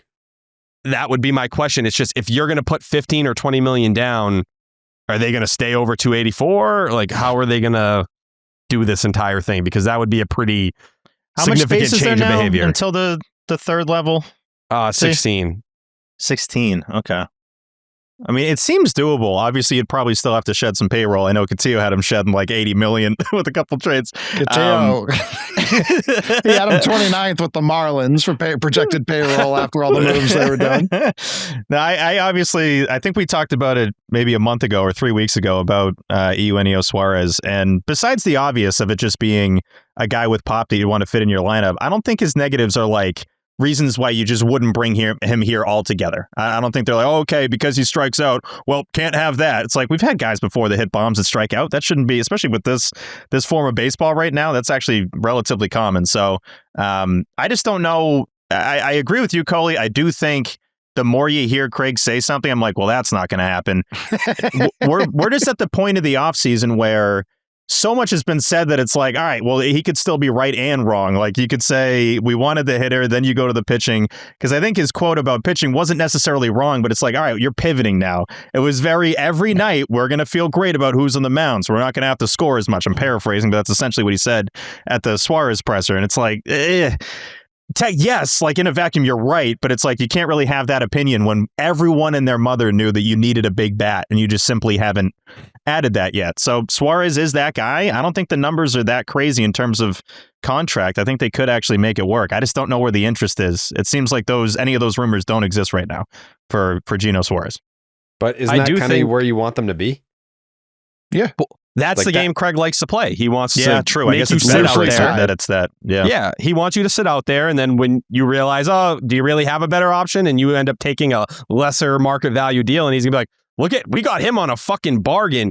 He would rather, instead of, getting extremely uncomfortable and betraying his evaluations, pivot and go another pathway and win a deal in another spot instead of doing something he doesn't typically want to do. I'd say instead of extremely uncomfortable, I think he'd rather just not even get a little uncomfy. Sure. Because if we're talking about Suarez at this point of the offseason, I don't think you have to get extremely uncomfortable to sign him to a contract. The truth is, we know he wasn't the first choice or the second choice. Like the truth is, this man is palatable. Breslow, like we heard months ago, like lukewarm interest. Like they see Suarez, he intrigues them, but it wasn't their number one choice or seemingly their number two. I do think there's some things with Suarez that are interesting, and Jared was cooking me in the group chat today because I was deep diving. Will Fleming was. I think he cooked me a little bit too. I was just piling on. All right, that's fair. But I feel like today was the day where people were talking themselves into Eugenio Suarez. Like they're like, you know what? Fuck it. I know we sat here and said we didn't want the guy all off season, and I'm not saying everybody felt that way, but I think that's a majority of the community. The way they've spoken. Would hate it. I've spoken very negative on him. Hand up. I'm one of those people. But you look post Rafael Devers trade, they were 19th. Highest in terms of K percentage. So we talk a lot of the time, they were 10th for the season. On the day Rafael Devers was traded, they were 5th in all of baseball in K percentage. So post Rafael Devers, they were able to cut that down. Since then, you've added Wilson Contreras, who strikes out a lot at 25%. Eugenio Suarez last year was at 29.8%. So you'd be bringing those both guys in. I do think people don't realize how close, like, if you're in that like 15 to 20 range, if you go up 2 or 3 points, you're immediately in the top 10 and pushing top 5. It's not a big margin of error there, but that also tells me you're also that close to 15. Like you're that close to the middle of the pack as you are 1 and 2. Then that just tells me there's not a lot. No, that's what I'm saying. So like if you're having that conversation about how concerned you are, and I'm one of those people at times who's been like, I don't want to add Ks, and this is what happens when you're talking about every option, whether it's Paredes or Horner. They all have a wart or something that makes it so they aren't perfect fits. There's no perfect option anymore that you just throw them in and it solves the entire equation and you don't have to think too much. And there were 4 teams last year in the top 10 for K percentage. The Tigers were the highest at 4th, but the Yankees were in there. The Mariners were in there as well, along with you, who you finished 10th at. And I did some diving into the defense teams. too. Yes. You just said 4 teams in the top 10, which is just not how math works. Thank you. But yeah, so I don't know. I think when you're talking K percentage, where you're going to end up, yeah, you're going to be in the top 10 at that point, more likely than not. But I think there's things with the defense too, if you're trying to talk yourself into it, where, you know, is it the best option? Is it my preferred option? No, but we're talking money at this point, and if it's going to cost an early or something like that to get Paredes, I don't know. I don't know how much I love that at that point or at this point in time. Coley? No, I think what happened with Houston is they're trying to like recoup their Kyle Tucker portion of that trade. Like, I think they have Paredes marked way too high for a price. If we're offering any outfielder for him, like that should have been happened. I don't really care how people feel about Craig or what. Like, Paredes has 1 year left and he's okay. You know what I mean? Like, he's a helpful player for sure, but he's not the second coming. 2 years left. Is it 2? I thought it was 1. That's my apologies. 26 so that does change it a little bit, but still, all of our outfielders have more control than that. So either way, it's more. And next year's not happening for baseball, so he's got 1 year left. The reason I'm okay with Suarez, one, I do think it's been a little undersaid that he hit 49 home runs last year. 30 so was it the most before the All-Star break for a guy who got traded, or most before the trade deadline? Most ever for a guy that got dealt at the deadline. And then he got traded to Seattle, which I need to remind people, the reason he had no longer played for the Seattle Mariners is because their ballpark fucking sucks, and his swing didn't work there. And he still went on to hit the most famous like Mariners postseason home run of all time. Yeah. This offseason in Seattle.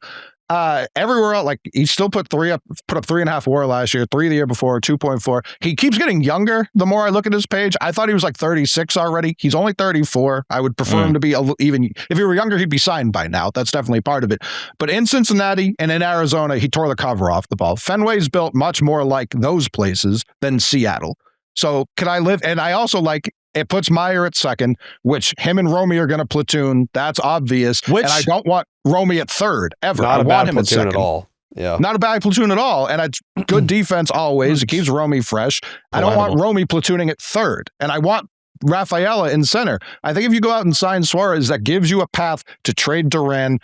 And this is going to kill some people for prospects, to replenish the system and actually get what Craig thinks is fair value. And then that also saves you $7.5 million too. So whatever that number is, that needs to be part of it. Right now, trying to trade Duran or Wilyer or whomever for the infield solution is making it more difficult than it needs to be. You're not going to find that trade partner, right? Most likely. Maybe it happens. You're most likely not going to find that trade partner. It's not going to be that perfect.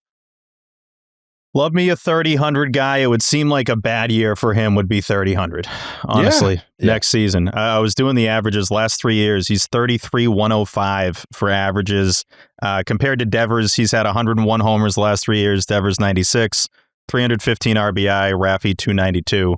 I don't want to do the Devers comps. I know Coley will kill me, but more in terms of a bat, like that's what you would get. You would get that caliber of bat, and the defensive stuff is well documented, but he's not the worst of all time. Coley? I should have went like this. My apologies. Hey, you're good, Coley. I think, and I know, just relax for a second. I think if people were pounding the desk for Pete Alonso and they're hard out on Eugenio Suarez, I think you're a fucking asshole. Like, that simple. Like, I think if you didn't want Pete Alonso because he hits singles sometimes more often than Suarez. You only wanted him for the home runs. This guy objectively even hits more home runs than Pete Alonso in recent years. I don't really see the argument against it for people who were like, how the fuck couldn't you sign Alonso, Jared? I think it's because people value defense at third base more than they value it at first base. But I'm not one of those guys. I have infinitely warmed up to the idea of Suarez, especially if it's on a 1 year deal. Because I think 2 or 3, I really don't care. Ooh, yeah, like the shit defensive year feels like an outlier. Like I'm willing to give him, like a mulligan and see what that looks like defensively at third base next year. And again, dude hit 49 bombs last year. 39, 49. 49. He should have joined that 50 year. club, honestly. He had a chance dude at the hit end. 49 bombs. Would have hit 50 if he wasn't traded. Would have blown past 50 if he didn't get traded back to Seattle. So yeah, I don't know. I feel like it's kind of just, it's sitting right there. And to what T said earlier, I want to know, even if the deal doesn't happen, I want to know maybe through the grapevine, what would a trade for Paredes have cost? Because if Early's name came up, then like thumbs up. Like I'm not doing that deal either. So yeah, if that's the path, then that's the path. I don't think that there's going to be like an emergency fucking podcast for Eugenio Suarez signing, but I'm looking at that being like, if there's 35 pumps in there, then yeah, like this lineup could absolutely use that. T?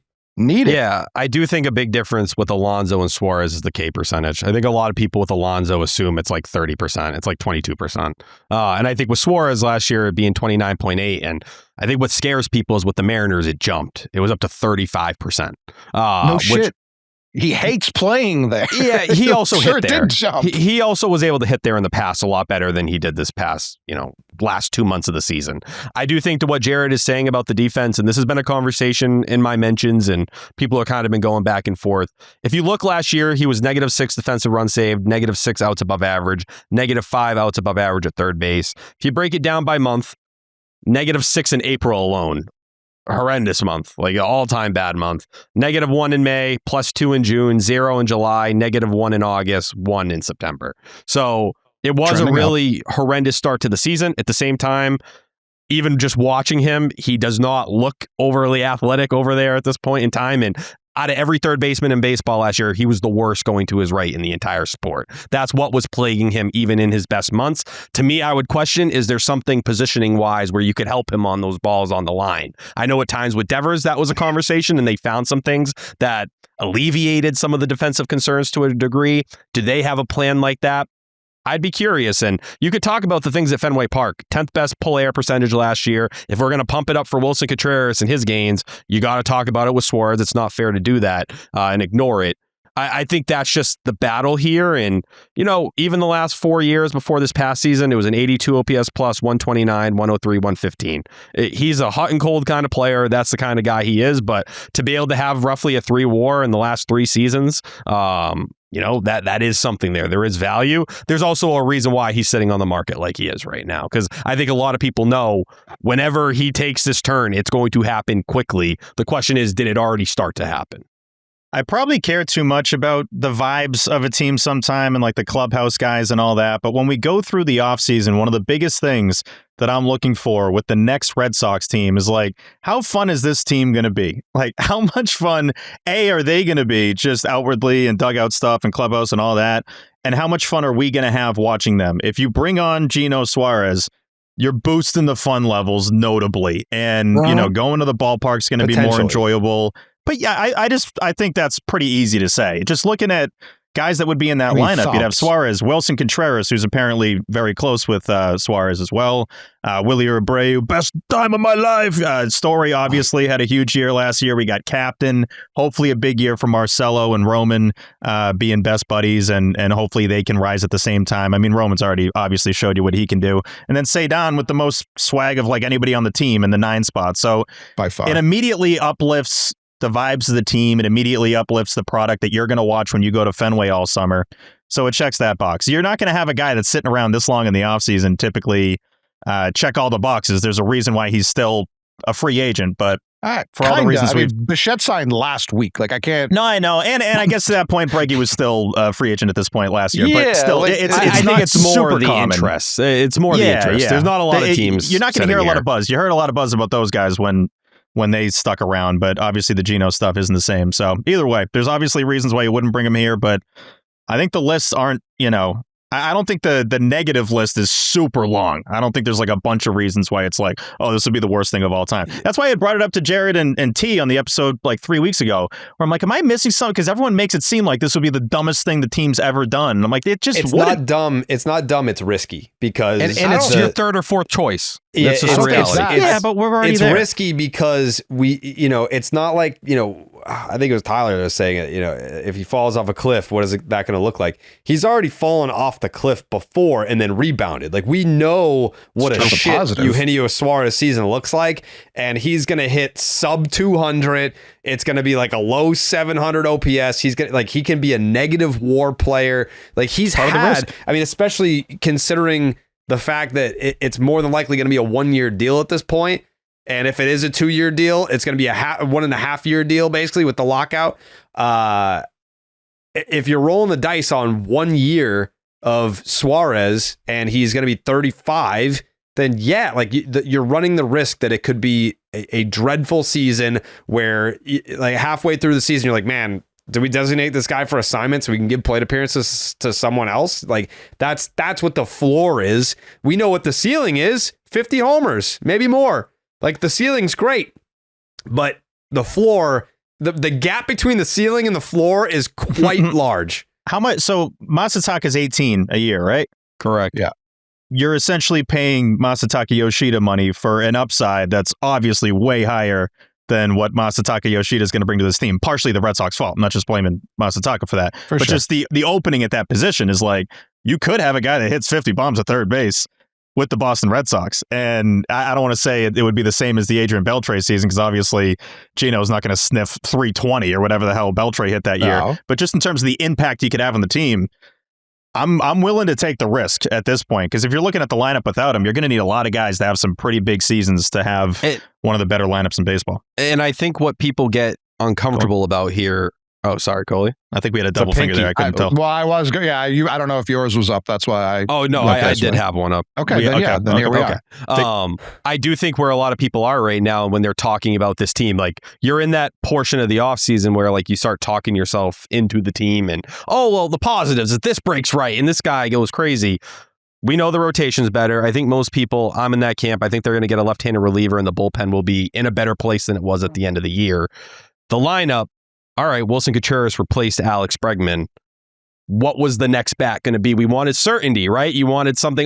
You pencil that guy in the middle of the lineup and you don't have to think twice. With Suarez, you're going to have to think twice. That's just the reality of it. And it's not the certainty I think people wanted on the offensive side of the ball. And it's contributing to some things that people have been worried about, whether it's that K percentage getting back up to where it was in that top 5, top 6 area, which we talked a shit ton about it those first couple months last year. And, you know, the problems it was causing with runners in scoring position. And you're going to be leaning into that. But the other side of it is maybe you can be top 10 in homers if you have Suarez and Contreras here.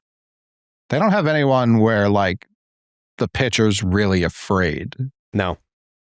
Outside of, like, Roman. Yeah. Outside of Roman and Rafael in the 9th. There's no one else that's like, man, bases loaded, this guy is up. If Suarez is 0 for his last 50, the other guy's like, I can't fuck this up. Like, I just can't.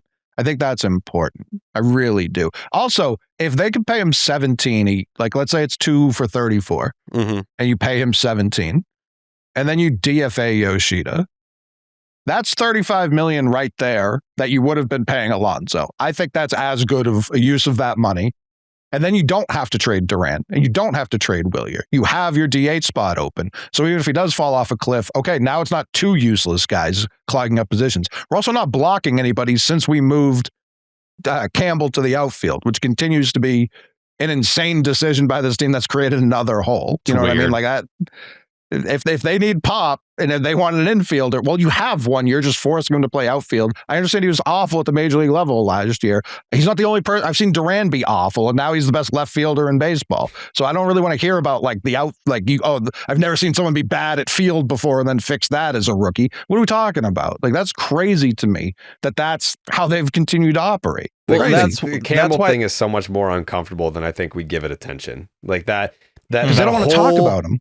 I know, like, the whole idea of him being the truth, getting called up on opening day, contract extension immediately, dreadful at the position, and then moved to a position where we are already being told that there's a clusterfuck, and he's not even in the discussion when we talk about the clusterfuck. There's a logjam in the outfield. His name doesn't even come up. You moved him there. Like, to be fair, they did clear away their top outfield prospect immediately this offseason. That was a vote of confidence in him as an outfielder, which I still think is stupid, by the way. And Tyler, one last thing you said, I think they already got their lefty reliever in Samaniego. Maybe. I think that's a possibility. It seems, and they really like Giovanni Moran. Like anywhere you read, I keep hearing that from people like us. I haven't heard it from anyone with the team. Cotillo had it as in his opening day projection today, which I was like, I think it's more he's out of options. That might be part of it. I think also when they made that deal for him last offseason, they saw things underneath the hood. They looked at this year more like, oh, he's coming along. We're trying to get him right more than anything. And I posted the prospect savant stuff at AAA. There was some very intriguing underneath the hood stuff there. Possible. I forgot the point. Oh, there is something on the Meyer front as well, where we heard from Jen McCaffrey their preference is to play him at third base.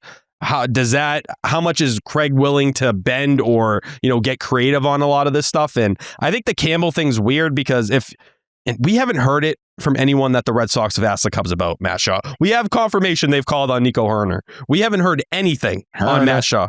Nico Hoerner. Hoerner. But if you were to make a deal for Matt Shaw and you have Christian Campbell here, I think that is such a weird and rough look for you. I really do. Not really. I do. I get what you're saying, but I think if Campbell just goes back to Magic and plays outfield, I mean, they played him, to be fair to Campbell, they were playing him in the outfield at the major league level. There's just not much of a too. pathway at that point in time, and that would be my problem. Yes and no. I mean, Wilyer doesn't play full seasons either. At the same time, they're saying, though, Cora's like, if there's one guy that I'm looking to take a step forward this year, it's Wilyer Abreu. Yeah, you see the Instagram video when you want him facing lefties. No doubt. I'm not even saying the lefty-righty thing. I'm saying he gets heavy legs. And of course. He has 9 grandmothers die. Like, he's got a lot going on every year. I do think that happened multiple times. That's crazy. With the Shaw stuff, it's like that's a guy, him and Campbell. Shaw had a really strong finish for the second half. He did slow down a little bit at the very end. We saw Campbell go out there and show out for a month and then struggle the rest of the way and be mediocre at AAA. I don't know. I feel like if you were so confident you were willing to take this risk with Rafael Devers and upsetting him a year ago, all of a sudden you're ready to even bury him a little bit more in this depth chart instead of maybe creating a pathway for another way he could be the cornerstone. You couldn't help but shake your ass about when you did that extension press conference. Yeah, I just don't get, especially if you're going to send him to PR, why not have him play second there? I just keep it open. Just leave it open as an option. It's crazy. Because again, I brought it up before. Brian Abraham this offseason was we still view him as a plus infielder, defensive. You just go for your actions don't back that up as an organization. I'm not calling him out, obviously. I think he believes that. I believe that. But the organization as a whole is just man, if we could put him in the stands, we would. We don't want this guy anyway. I think their plan is to string it out until Yoshida's gone and he can DH. I think genuinely that's their plan. But even with the current outfield, Duran's taking that spot up.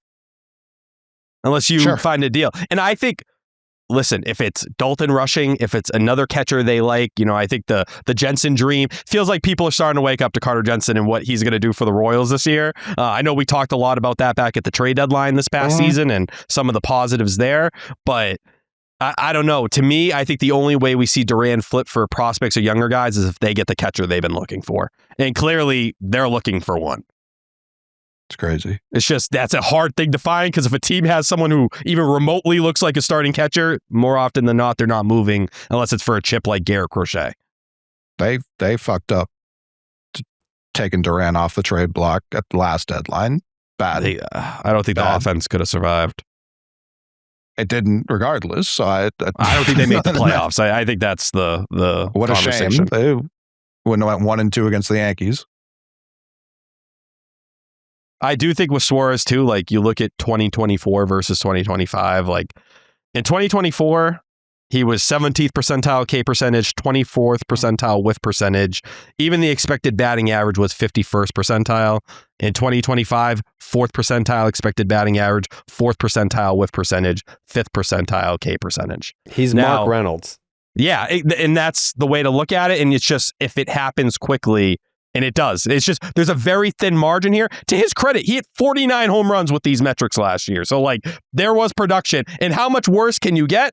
I don't know. If you take another step and it's a 35% K percentage for the year, you saw what it was in Seattle. He's a useless baseball player at that point. Yeah, his OPS dropped 50 points going from Arizona to Seattle. Fenway, to me, is much closer to one of these circumstances than the other.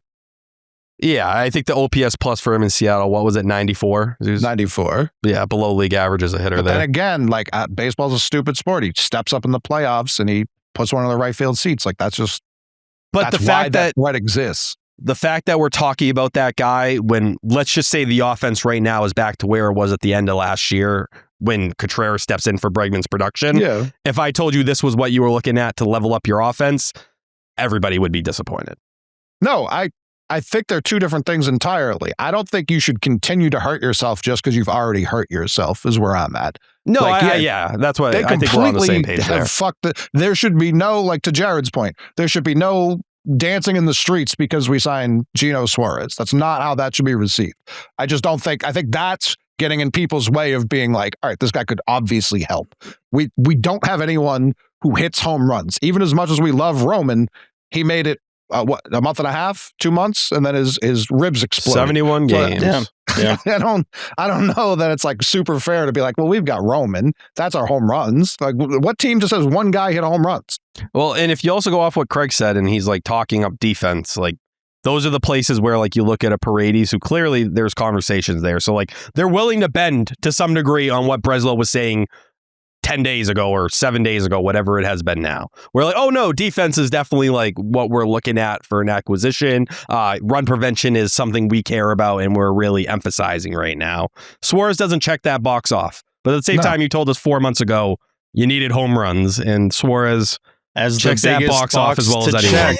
Like if you're going to tell me it's like the number one thing and then look at other reasons why you're not going to bring him in, it's like, yeah, if you're going to get a guy that hits 49 homers, he normally doesn't also hit like 320. I just, that's the thing that kind of drives me nuts. It's like, and Cole, you alluded to it, but the fear factor in this lineup doesn't really exist. Like it's not, you get past Roman and depending on who's hitting second, you can just like walk Roman at that point and be like, I'll take my chances with whoever this guy is. Because I think Roman, if I'm not mistaken, had the highest OBP of any leadoff hitter last year with I think minimum 100 at bats. So he's already showed you what he can do.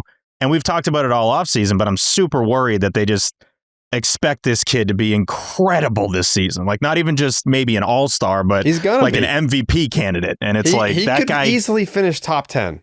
He could, but he could It's win just it, major for sure. expectations. Again, it's having that expectation for someone that's gonna turn 23 this year, 22 or 22. Yeah, not even 23. He's 21 starting the season. Is crazy. And what happens if he misses time? You're fucked. See, That's the thing. You don't you're have back a to lot where of you were a other year ago? plans. Played 71 games and he missed time to start the year in the minors. It's no mistake they had the best record in baseball when he was playing. Like that, those obviously there was a correlation there. And your rotation's going to be better this year, so I get that. But you get to a certain point of this lineup, and it's like, I'm not really super worried. You're going to need guys to really have big seasons and keep the strikeout totals down, or else this is. I feel like the peak of this lineup. Obviously, you got the monsters, so you're still going to lead the league in doubles. They'll keep that like 6-year streak going, I think. You're going to have the keep the line moving lineup. That's basically what this is going to be, instead of guys that can just clear the bases with a 3-run bomb. Yeah, they're trying to replicate what the Jays did last year, but without Vladdy. Exactly. Without the guy that hits the grand slam.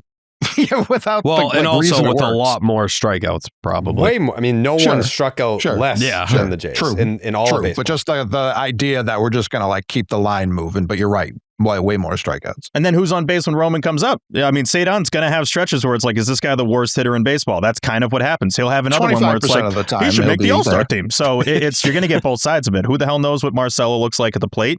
Obviously, he showed flashes, but he's got a long way to go. Against righties, great. You got to hope Trevor Story every time. Trevor Story needs to be what he was post June 1st. Asking a lot too. And that's just where we talk about adding another bat that you didn't have to think about. Felt like it took pressure off so many guys in this lineup that, hey, you don't have to be a superhero. Hey. Trevor Story at 33 years old, you don't need to somehow be prime Trevor Story. It's like, no, we need you guys to have big years, man. There's a lot riding on y'all. What was Story's OPS plus last year? I feel like it was like close. It's like to right over 100. Yeah, like for the whole year. So that's fucking crazy to me because I think it's obviously reflective. Yeah, it's 101 WRC plus. And easily the MVP of the team for us. How bad he was through like May, whatever, when we were talking about a DFA.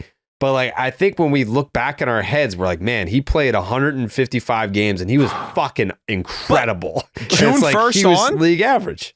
289, 334, 492, 827 OPS, 124 WRC plus. He was Like awesome. that's Trevor's story. Yeah. Like that's the guy you dreamed of in That's Boston. peak story. Yeah.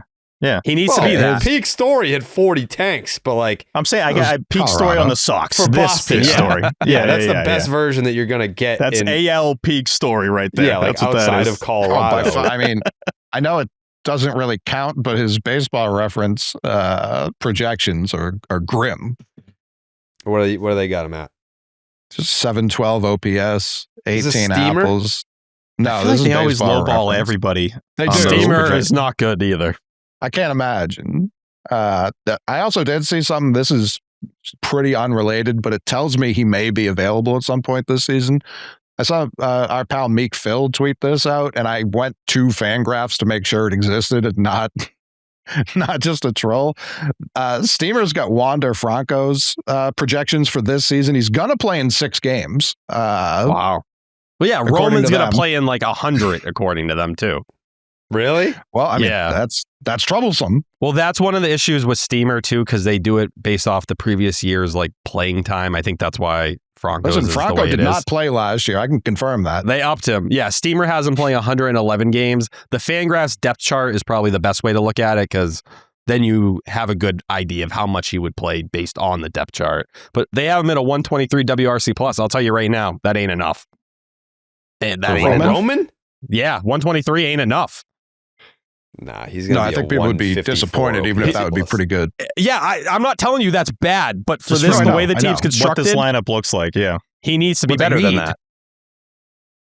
Yeah, they need career years from like 8 of the Everybody, guys. yeah. Imagine Bristol sitting on the presser too. And we feel good. The rotation's great. We're going to need career years from 90% of the lineup. Well, it's just Outside of crazy that, because we're good. you have so much margin for error with the rotation, but it's thin on that offensive side. And like, that's the way they want to build this team. That's where you are. I'm also getting real nervous about everyone talking about how much margin for error there is in the rotation. I could like that just 3 goes injuries quickly. first week of camp. Yeah, I know. We got to stop talking like it's going to be the greatest rotation ever because we're going to It's screw one. No, you're It's right. one. It happens that quickly. I think they can It's eat one. one. I think you get to 2 or Not- 3 and no, everybody starts Not sweating. the one. Oh, Crochet. Yeah, I didn't say his Yes. name for a fucking reason, dude. I'm sorry. But Coley is right. Jesus Coley is right. Christ. I do agree with that sentiment. Yeah. Yeah, top lineup guy, top rotation guy. You lose them. Let's go draft. Grim. Woo! It's going to be Grim. sick. Very grim. Yeah. Not great. Yeah. The It's- entire this is- season hangs in the balance of the health of Garrett Crochet and Roman Okay. Anthony. If you don't They'd be have competitive that, on a nightly basis. I but was in about to say, terms- how long could they go? they couldn't go to. They wouldn't make the playoffs. oh, they You're would. saying just to hang around if he's coming If back? he misses 1 month, can they miss the playoffs? Oh, Who? I meant Oh, done. I didn't mean you a can month. make the playoffs. Oh, yeah, okay. All right. That's what I'm saying. Yeah. I mean, Well, you're spring talking training injuries are never like the guy will be back. That's not how spring training works. You're talking like Giolito vibes. Every like Yeah, 5 Cole, pitchers all of by them. next month. Brian Yeah. Bayo every year has come into spring training and they're like, first week, they're like, he needs another week. He's a little sore. And then like you get 3 weeks later, like he hasn't stepped on the mound yet. Like I mean, he's just been doing He exercise. was what, That's back right. to back opening day starter. Yeah, It is 2024. crazy that they'll essentially say, February is for pitchers and catchers reporting. I'm like, no, it's for the worst baseball news of the year. That's what February is for. It's like you're going to It find really out is. that your favorite player is dead. That's literally all we find out this month, and then who wins the Super Bowl. But True. Yeah, I don't know. Would So you on rather the throwback 10 vibe though, where you got pitchers and catchers and guys kind of already showing up to the fort, and the Patriots are still playing football games. It's been a while since we've had this. Yeah, for sure. Truck day is Monday. God, truck day. cocaine day? Mm-hmm. Yeah. I'm always getting ready. I had someone tweet me saying that like their dad is a lifelong Red Sox fan and it was his like dream to go to spring training. And so they're doing like a father-daughter trip down to spring training. And she's like, he's not excited to see this team. And I'm like, what do I say to that? Like I don't blame you. Like there's things to be excited about individually, sure, but is there going to be a buzz in the air at spring training at Red Sox camp? No. I think it'll be like a league average buzz. I don't think there's not that prized possession you're looking at, but I'm not super down on the I think roster at all. You're underestimating the sound bites that we're going to get that first week of all the reporters being like, so Alex Bregman, huh? Well, he's gone. What did he mean to the team? And then they're going to be like, everything. He was the lifeblood. He was everything to us, and we're lost without him. Like, it's gonna be. I can guarantee you we're gonna get at least 2 or 3 players giving quotes like that, where it's like, yeah, it feels different. It feels like something's missing. Feels a little empty without him. Like, that's gonna come out of it. T. I bet Cora says something in that first press conference. We're done talking about Alex Bregman. We've moved on. Something along those lines. Say that. Like, we're done. We have Trevor Story. We have Jarren Duran. We have, he can't say that. Please don't. I hope that's not the next line he says. And listen, Alex Cora's told everyone he tells his kids to follow Jarren Duran. So we got Alex Bregman at home. We got Trevor Story. Yeah, we can't. We just can't do that. No, but I think Cora will draw that line in the sand very Romy quickly. Gonzalez. He might. The way he talked about Rob Resider, Tristan Cassis, Masataka Yoshida. But I bet they draw that line quickly. I do think, though, like, you can acknowledge the concerns and why you could be nervous about Suarez, and also say, if you brought him in, the rotation's better, the bullpen bare minimum is the same as it was a year ago, maybe better if Cutter Crawford's in there, and the offense, it's what it was at the end of last year. You now have Roman healthy, and you hope Suarez will be a boost. Like, I think there's things to be excited, and one of the positives of this offseason, we sat here and I think everyone assumed that they were going to get one of these, Tucker or Bichette to go back to Toronto, and they were going to become this super team. They didn't become a super team. The Yankees, they're sitting here telling everyone today, Brian Cashman's like, you think we're running it back? Look at our fucking roster. Do you see these guys we have here? And they've missed out. If they get linked to a pitcher, he's traded somewhere else. You don't even have to think twice about it. Mackenzie Gore, no chance in hell. Freddie Peralta, get the fuck out of here. There's no team in the AL that's kind of gone super team, and that makes it feel like, when you look at what's going to happen going into the playoffs, there's no one that is significantly better than you. I think people would put the Blue Jays a tier above, but I don't look at anyone else and I'm like, that team will shit on the Red Sox if given the chance. No, but that's as of today. Like, we don't know what prospects are going to pop. We don't know what trades are happening before the deadline. Yeah, I mean, if Max Clark, we talked about him earlier, if he pops, something like that. I don't know. I think if you're sitting there right now and you think, mostly because he's been in most of the trade rumors, Jarren Duran, if you think he's just better than Suarez, which I think is a perfectly reasonable thing to think, but you're also thinking in your head, well, I was about to spend $18 million. Why would you not just DFA Yoshida? If you're going to spend that money anyways, why not just do that and keep Duran? Is that not a better plan than signing Suarez? I'm confused. If you're already saying to have all that spending that money, yep. Why not use it to just keep your own guys? Because if you sign Suarez, to fit everyone in the lineup, you're saying to fit everybody, yeah. Well, if you sign Suarez, you absolutely have to trade at least one guy. 100%. Like, you just maybe have two. Yep. Like, you can't keep all those guys, even in the major league level. Like, you just don't have enough room for that. But if you're committed mentally to spend the money over like a 2-year deal, that's the exact same amount of money as Yoshida's deal. Just buy him out. Well, yeah, I think your roster's being more flexible at that point, but you're looking for another bat. The issue there is if Duran's on this team and say you just don't do anything at third base. Oh, you're speaking if they were to move Rafael at a second, right? And then keep Duran in the outfield. I think Coley's main point is that you can get everybody that you would want in the lineup without having to do a bunch of dancing. And if you already were committed to that money, just eat it by cutting Massa. And then you have a spot for Casas, who I think T would gladly argue would be a better hitter than Suarez this year. So if you go that route, you could still fit Yoshida there, or like if you think about it that way, because Yoshida could DH if Rafaela played second and you put Meyer and Romy at third. I don't think your best lineup, because I think Jarren DHing, Casas, right? Or also Jarren DHing if you just do anything else. Yeah, I think it's hard. As much as I love Tristan Casas right now, I need to know the timeline. Like for his goal to be to get into some spring training games. He's swinging, but if your goal is to get into some spring training games, maybe, like, I do not want him getting forced immediately to the big league level to try and figure it out. No, I need to give him I don't a think month you have to worry to about figure that. it out. I agree. I think he's going to be hanging out with Christian Campbell a lot.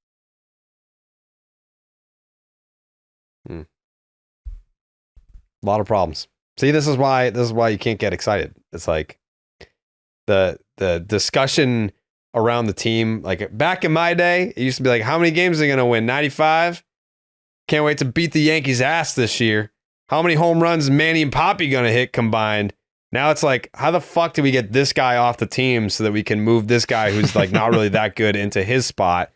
And then, who's going to hit home runs? Is our 22-year-old superstar gonna be able to carry this team to October? Like those are it's just a different time.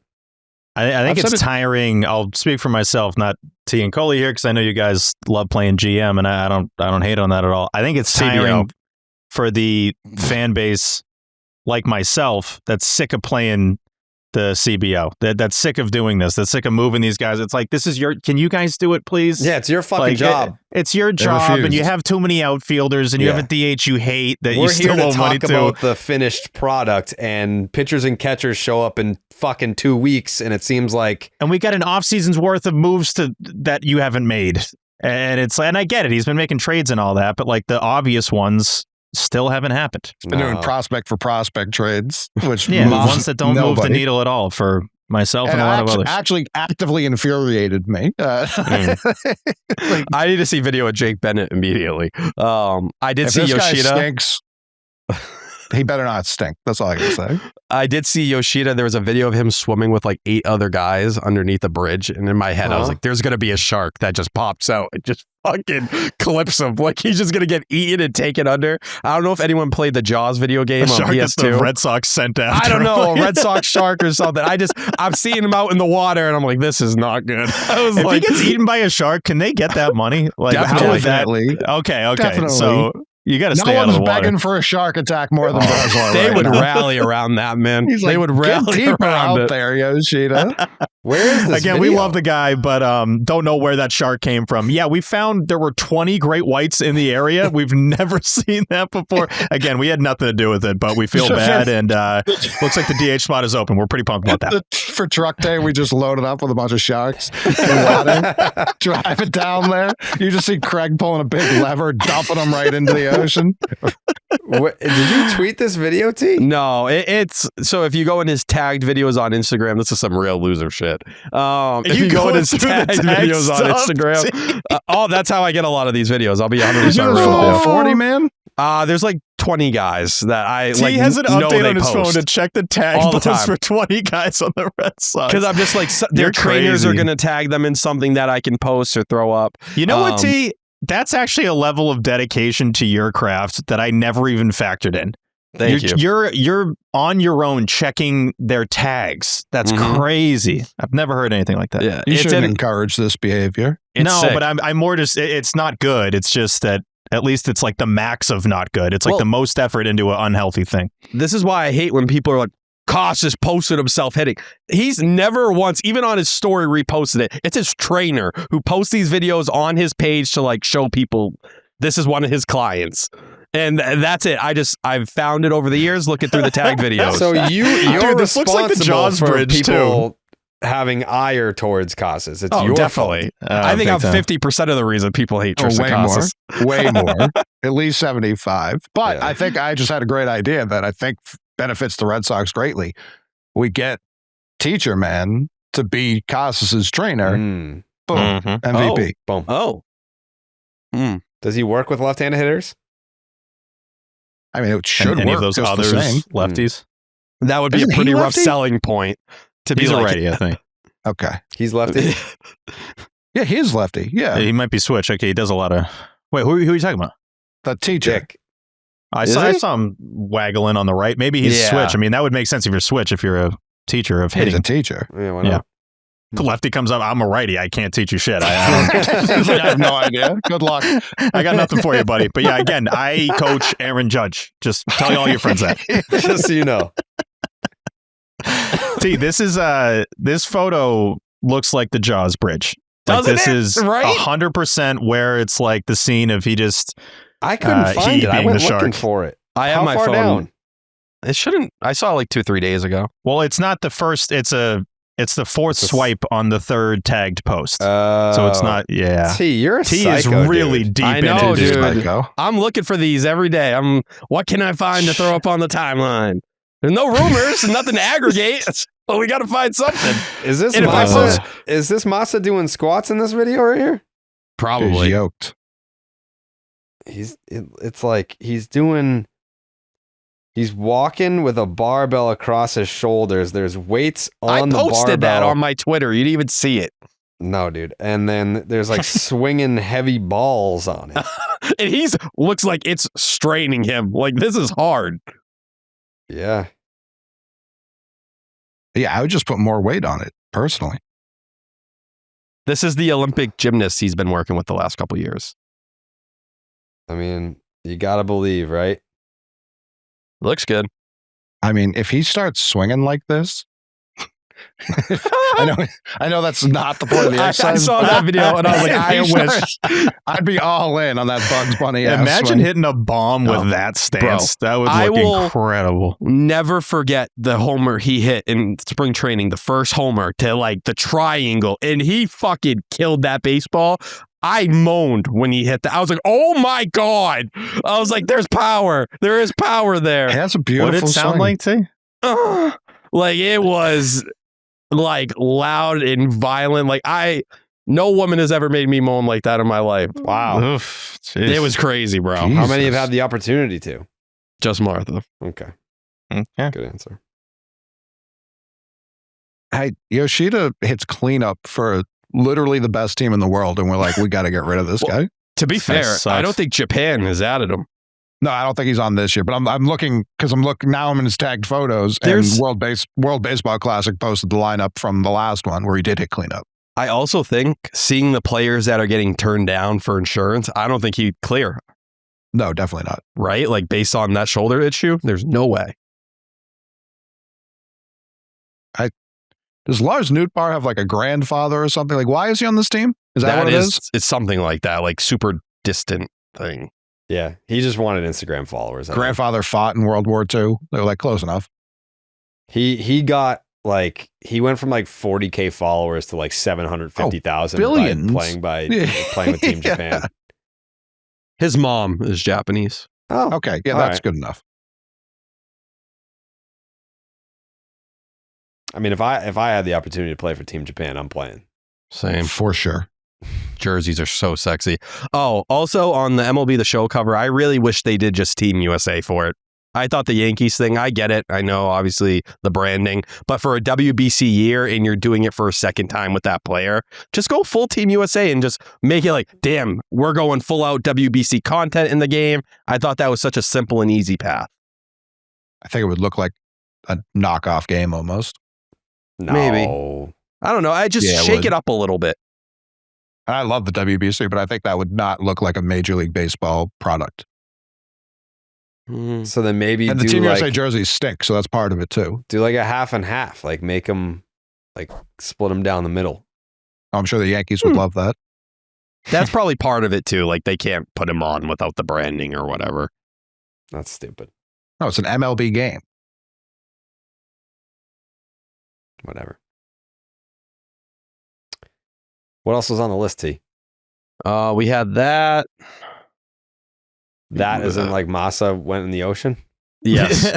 No. We had Moss almost got eaten by a shark. We have the full like opening day roster projection, but we've kind of brought that up throughout the convo. Did that, yeah. yep. The What else? shredder was my third bullet point about Jarren Duran and Roman Anthony. It's good to have two. Yep. Mm. And then the Two last best thing in the was, world. which we brought up, was Wilyer Abreu and the Chandler Rome stuff. So nothing is the answer. We're out of gas here.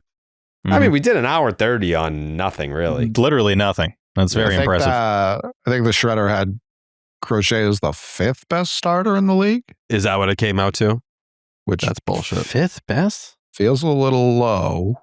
Yeah. Dude, they didn't have Tyler Soderstrom on the fucking left field. Oh, excuse me, they had him 6th. That's even stupider. Who's ahead? Scoobleskien's, Yamamoto? Wheeler.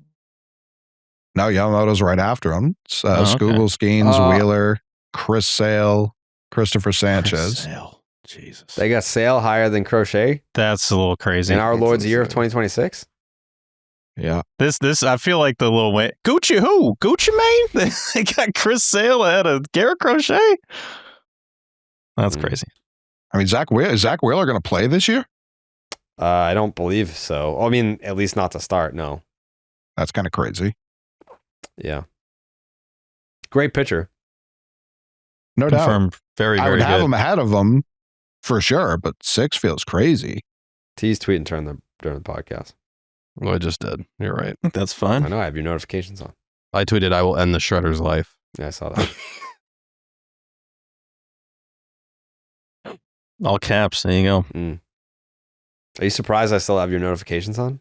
Yeah, I thought the Jacoby Ellsbury tweet the other day was going to be the I last saw one. that, and I made a mental note to bring it up during the podcast, and I was just like, you know what?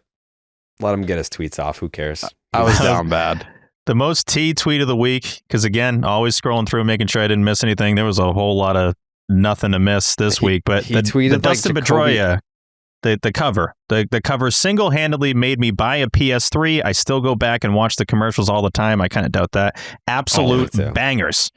I think they're great commercials, but you just randomly go back and watch those commercials too. All the time. Unfortunately, if you go through my tweets, I've tweeted those videos like 8 different times.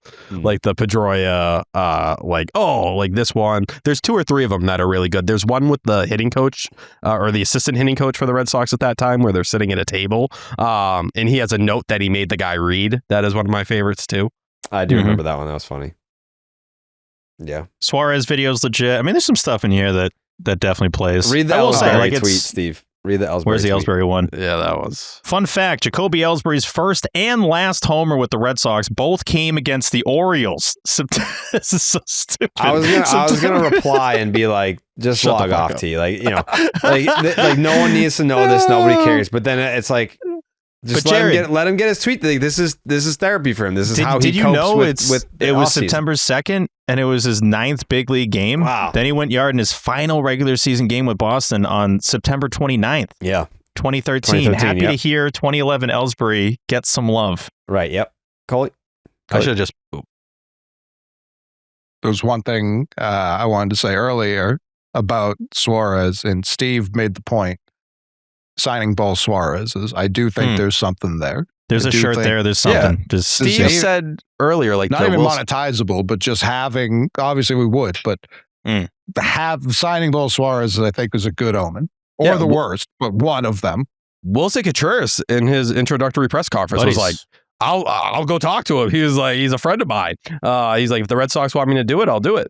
So at least like, and Ranger Suarez seems like a real vibes guy already, like on his own. Eugenio's known as a clubhouse guy. Wilson known as a clubhouse guy. There is a different leadership group you're kind of building here after losing Ref Snyder and Bregman. in my vibes research, Ranger has more vibes. His vibes per day, his VPD is actually higher than I thought it was. Oh, So it's that was through cool the to roof. find out after the signing. Yeah. Yeah, it's through the roof. He's a party animal. That's always a good gauge after a free agent signing or a trade is to look at how the fan base that he just played Big for time. reacted to it. And universally, it was like, take good care of our guy. We fucking love this guy. You got a great one. Yeah. Like Phillies fans. And that's a very tough fan base to impress and leave a lasting impression on. And The for toughest. them to across the like no one being like good riddance, get the fuck out of here, what an asshole for leaving us. Everyone was like, take good care of our guy, we love Ranger and blah blah blah. So that's always that's a good little litmus test. They'd murk Aaron Nola for the chance to still have Ranger Suarez. You think so? Oh, big They time. hate Aaron Nola. Those fans despise him. Really? I like it. Oh yeah. Last No, year they good did. guy. I don't know that historically they've hated Aaron Nola. Agreed. I think they look at him now and they're like, damn, why did Dombrowski give this guy all this money? We needed to hand that money out to somebody He signed in else. like November. yeah, I remember we were immediately. talking about with the Red Sox. That's always a bad sign. You make your guy the preliminary offer and he accepts it immediately. You're like, ah, shit. I mean, I think he wanted to be there. It's called the Yoshida. Jared, what Cape League team did Aaron Nola play for? He played for the Harwich Mariners. That is correct. Very No, nice. You're fucking wrong. Very good work. Mm-hmm. I do have one more thing. Please. There was actually a rumor dropped on one of my tweets. I don't know if you guys saw this from the great Chris Missed Catilla. it. Missed it. I was begging for a rumor, so Katia Dylan responded. Moore? Yeah. But then he signed immediately after that. Did he already sign? Didn't he? Yeah. Oh, I didn't see that. Like yesterday, I want to say. Really? Who'd he sign with? Nope. He didn't? I'm not I seeing it. just Googled his name and said Wikipedia still is a free agent. Nothing on All Twitter. the top stories are from today are free agent, and they're all about being a Red Sox option because of that. Excuse tweet. me. I was thinking Dylan Carlson signed minor Cubs. league deal with the Cubs. Yeah. Different Dylan. Yeah. Dylan Moore, definitely a minor league guy at this point, but feels like one of those guys you bring into spring training and then he's like, I'm retiring. Like the week before, he's like, it was a good run. I came here, I tried it out. Maybe he hits a home run or two, but let's be honest. I love those dudes who are just like, nah, we're not doing that. 162, right? No. David Murphy coming back for spring training was like a major thing for me. I was like, oh yeah, David Murphy, finally I get to see it in a Red Sox uniform. He was retired before that spring game Dempster started. did that, right? Ryan Dempster? Didn't that give him a bunch of money back? I feel like he just gave his money back, if I'm not mistaken, with the Red Sox. Am I making that up? Maybe. I thought he was going to play another year, and then he was like, actually, I'm not. Like, here's my contract. He got the 3 for 39. He got the Napoli special. Everyone got 3 for 39 that offseason. Dempster was one of them. Yeah, Victorino got the 3 for 39. And I think he played 13, 14, and then said 15, I'm good. Yeah, you guys can keep this. I don't need this. You guys signed Pablo Sandoval? I'm good. He retired immediately. Craig would love the 3 for 39 era. Oh my God. This would be his favorite thing ever. Yeah, I just call up a free agent and be like, you good for 339? No? Did you say 3 for under 40? Yes, absolutely. We'll do that. How old was Knapp when he signed? 32. Yeah, that feels right. It's 33. Yeah, no, 30. No, 31. Jesus. Yeah, he got the 3 for 39 special. Bad hip. Degenerative. Yeah, because didn't he signed for something and then like that deal fell through because of the hip and then they gave him the 3 for 39. He's like, I'll take the 3 for 39. So you still got any more of those 3 for 39s? Yeah. Yeah, Victorino, Dempster, and Knapp all got the 3 for 39 special. Yeah, a vascular necrosis at both hips. That sounds really bad. Yeah. And then he had like good. sleep apnea. So they did that surgery on his nose and it looked like he had a different face after that. They like tore his face off and put it back on. It was crazy. So yeah, he signed a 1-year, $5 million deal after that, and it could get up to $13 million with performance bonuses. So they pulled the 3 for 39, Yes, but he originally got it. correct. I say definitely had the 3 for 39. I'm looking up more on Dempster here. The headline of the article, Ryan Dempster to sit out 2014 season, forfeit $13 million. And then it's like the kind of tweet you always see. It's Spear. And it's just Dempster sitting on one of those benches in Fort Myers with a little Red Sox background and a bunch of old white guys with the mics in his face. And he's just, Dempster, I don't think I'll be making any starts this year. What a great way to say it. Yeah. Actually, I'm not going to do this. That was I know you 14? guys are here. I thought that was 15. It's at February 16, 2014. No, Yeah, I 13 think was the it's- last time he pitched in a big league game. That was it. What a way to go out, too. He got to like throw BP to a bunch of people on the field after that game. And When he hit A-Rod, that was in 13, not 14? August was. 18th. gun to my head, I would have said 14 as well. So yeah. I don't have that being a memory of the 2013 Boston Red Sox. Not at all. I actually would have put a lot of money on 14 there. Yeah. There's no way I thought that was 13. No. Because then we were there. I feel like me, you, and Pete were there for A-Rod's last game at Fenway, if I'm not mistaken. And that was 15.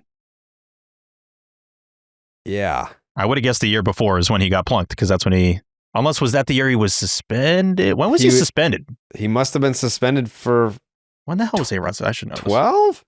Because why wouldn't he have gotten later? Or no, he accepted the suspension of 14? 14. Yep. Okay. 16 was his last year. He played 65 games. Yeah. Because 2015 was like, what the fuck? He came back and hit 33 homers. As a DH. Yeah. Yeah. That homer total, the 696. Oh my God, that would eat at me. He surprisingly didn't seem like it killed him. which I thought was so weird for a kind of me first guy in A-Rod. I'm like, you obviously want to get there. He's like, nah, I didn't want to do it with the team that I wasn't known for. I'm like, that goes against everything that you've projected in your career. It was the Marlins who called him up immediately and was like, we'd love to have you. And he's like, no, thank you. I told A-Rod, and Steve, you'll love this phrasing. I said that was the beginning of your babyface turn. Babyface, you chose to retire as a Yankee with 696 because 696 with the Yankees meant more than 700 with anybody else. I was like, that was the beginning of your babyface turn. I fully agree with that. He appreciated it. Yeah. He appreciated it. Do you guys watch his doc? I still haven't seen that yet. I did. Yeah, it was good. I can't really do baseball docs in the offseason. I kind of save them for when I'm fully back in baseball mode. Like the Expos one, I'm saving that one too. So that'll be fun in a couple months. When I see Ryan Dempster, all I could think is that fucking glove twitch. I used to do it as a kid. Oh, he loved that. Oh, yeah. I thought it was so cool. He used to tip. It's like, ain't gonna know what I'm doing now. Waggling this thing. Yep. All right. Anything else? Oh, Dylan Moore. We didn't actually, minor league deal. And he's not going to make it out of camp if it were to happen. Would be a decent guy to have at AAA, though. He could play anywhere. Yeah. Really bad in the outfield, though. And he no longer matches lefties. Or he never really matched. He was good against them. He was no Rob Refsnyder. But now he's terrible offensively and for some reason hit righties better than lefties last year. I miss Rob Refsnyder. Whoa. Feel different about him. I miss when it was a serious organization that signed players to positions and the players played those positions. You think? Yeah. You think if we sign Eugenio Suarez that they'll play the Celtics Geno video if the Red Sox are up big? Maybe. I wouldn't hate that. That'd be cool. But they shouldn't play the Geno video. They should have Suarez recreate it. So like Red Sox are up 11-3 in the eighth or this whatever. Yeah, the eighth inning is probably safer. And then they can play Geno and everyone's like that'd be great. That's what they're doing, yeah. They should have him get a deal with Papagenos and then just change it from I to E. I don't think they have the funding for that. Yeah, probably not. Yeah. I mean, everything I hear about Pop is like, they chopped another one down, unfortunately. Yeah. I don't think they're now signing like a $20 million third baseman. Could save the team and the Papagenos franchise as we know it. I tell you what, team up with us for no money by chance. If they sign Eugenio Suarez, I will personally contact Red Sox Productions and give them that idea. Like, okay, spring training. They have no money left.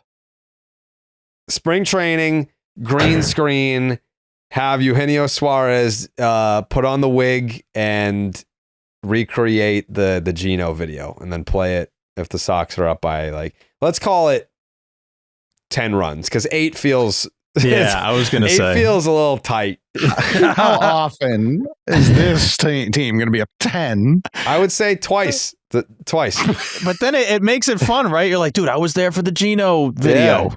Yeah. Makes it more rare. I will put it down. They will have a 10-run lead entering the 8th inning twice this year. At home. The second they do that, Whitlock's going to give up a grand slam, and then they're going to load the bases for Chap. Why is Whitlock in? Multi-inning that doesn't make any sense. Yeah, it would be whatever. The last jabroni on the roster, some dude that came up from Worcester will give up a slam.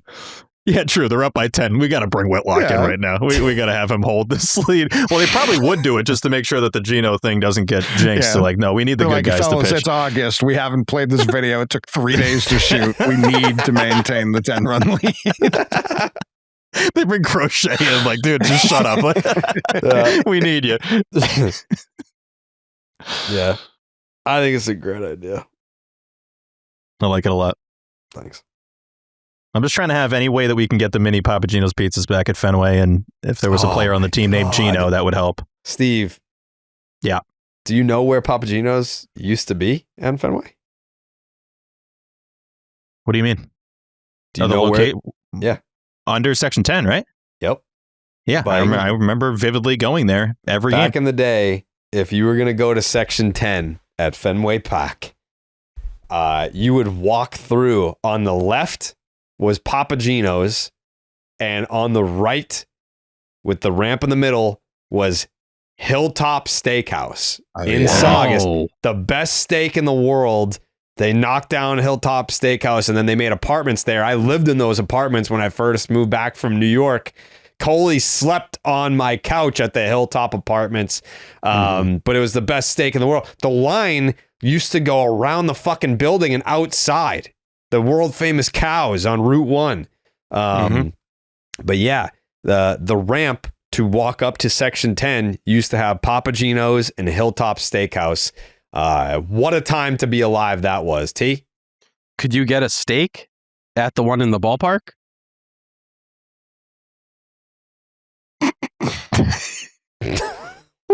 No, they sold potatoes. It was cotton candy, I think. Who's walking around with a steak into the ballpark? That's crazy. Yeah, they would have like steak subs. You could get steak tips. Yeah, I went to the Hilltop a lot as a kid. Did these guys have steak by chance? That just seems crazy to have. I saw the sign walking by. What do you got? Yeah, we're doing cotton candy and fried dough. What do you got back Welcome to there? Hilltop Steakhouse. Let me get you a fucking pretzel. You guys got M&Ms? Is that what you guys got? Give me a Milky Way, please. Thank you. Yeah. One Cracker Jack, please. T.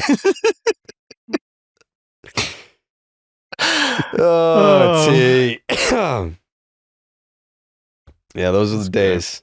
Yeah.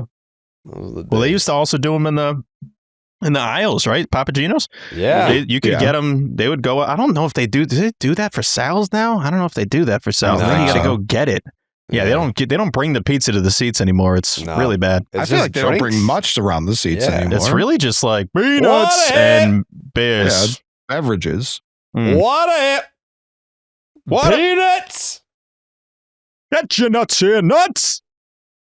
Yeah, they're not doing hot meals. Maybe a hot dog. Maybe. There's some stuff that makes the cut that shouldn't make the cut. We got T-bones. That has to be top 5 worst jobs. I'm sorry. I could never do that, bro. They probably make bank. Oh, I bet. But you make That's bank not because worth it. you're going through hell. They You're look- standing in the dude. heat, going up and down the stairs, and you got idiots look yelling miserable. at you. No one has They look cash miserable. anymore, and I believe No. it's cashless. Is Fenway cashless now? I don't know if it's fully cashless, but they've basically gone away from cash. Yeah, so it looks if like the you're- most miserable job of all time. You go July, August, like shoot me in the head. No You chance. got a Imagine hot having to metal box shit. on your head. Imagine having You to gotta- shit yeah. while doing that job. You would You got want to to poop die. and you got hot dog water all over you. It's 105 degrees. Like, no thanks. if you're paying with like a card, like because it used to be they just hand the money down, they'd send the hot dog down. Like, are you having to like hand down your like I think electronic people are device passing cards to down. tap the card? Yeah, but then like, shouldn't there be an option for a tip? Like those guys, Yeah, there is. they live Yeah. off their tips. So what do you do? Yeah. 20%. Like, what do you do? Like, what do you do? I think so. I think people just say that. Yeah. Like what the Or do they percentage would be. pass the thing down for you to tap it? Okay, I yeah, don't that makes the know. most I don't sense. know. I think they must pass the thing down because outside any- of that, it wouldn't make any sense. If anyone's listening, being like, wouldn't you know if you were a good tipper? I fucking eat in the Aura Club. And I tip very Got well. 'em. I basically fucking Not pay like their he rent and pours. mortgage in that fucking place. Huh? What? What did you say? I said not like you pores. Oh, yeah. Yeah. Listen up, cheapos. I'm Yeah, up in the Aura. Aura Club. I'm not I eating mean, wieners and From the field. fucking Bleacher Well- 38. well, Peasants. as of last year, I really got on a chicken wing kick.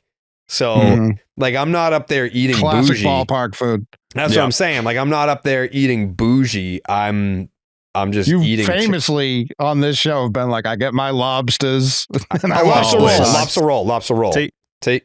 Is there a bone in the chicken wing? Yeah, or are of these course. like Yeah, yeah, tenders? yeah. No, Yeah, it's a wing. It's a chicken wing. Yeah, at a ball game, give me a tender. It's a restaurant. How's that any different? Like the way that I view it. If I was going to sit in my seat, am I going to eat wings? No.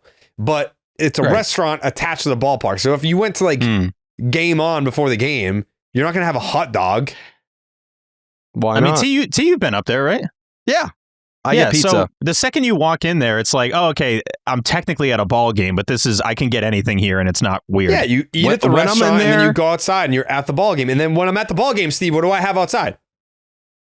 You normally do a swirl afterwards, right? Ice cream and a helmet. That's a ballpark thing to have. Yes. I do ballpark things when I'm outside, but then when I'm inside, it's like, all right, if I want to have chicken wings, why can't I have chicken wings? Different world. Yeah. This is a different the world. second you can hear that crowd, it's like, all right, let me get a swirl and a helmet. Let me do the ballpark stuff. Yeah. Yep. Shout out to Ruth while we're at it. Shout out to Ruth. Yeah, shout out to Ruth. I don't know if anyone knows this, but Ruth is not only is she world famous for officially being the server of Section 10 in the Aura Club, she came to the fucking live show and she came to the Halloween party. Yeah. She was at the House of Blues for that live show and she came to the Section 10 Halloween party at Game On. She's about as real as it gets. She's the realest of the real. There's a chance there's no one that in this very moment that's happier to see me than Ruth. Like the reaction that I get from Ruth is great. I'm like, this is a nice change of pace. Yeah. T.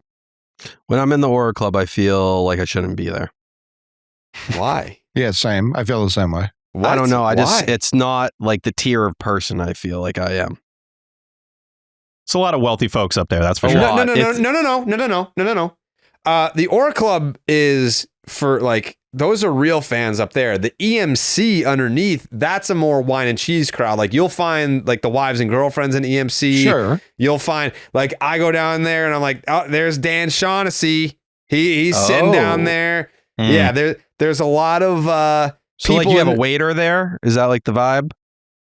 I mean, like you have servers in the Aura Club too, but it's like the EMC, there's a lot of people in like button-up shirts. And in the Aura Club, there's people wearing like jerseys and shit. Like the For real, sure, 1,000%. Yeah, but I think being inside, if you're in the EMC, it's like I'm a first class passenger on the Titanic. Whereas like the Aura Club, it's like like it's nice. It's nice they take good care of you up there. But I don't feel like it's a mix. I don't feel like I'm underdressed if I'm wearing a jersey. Like I feel welcome. No, yeah, that's you.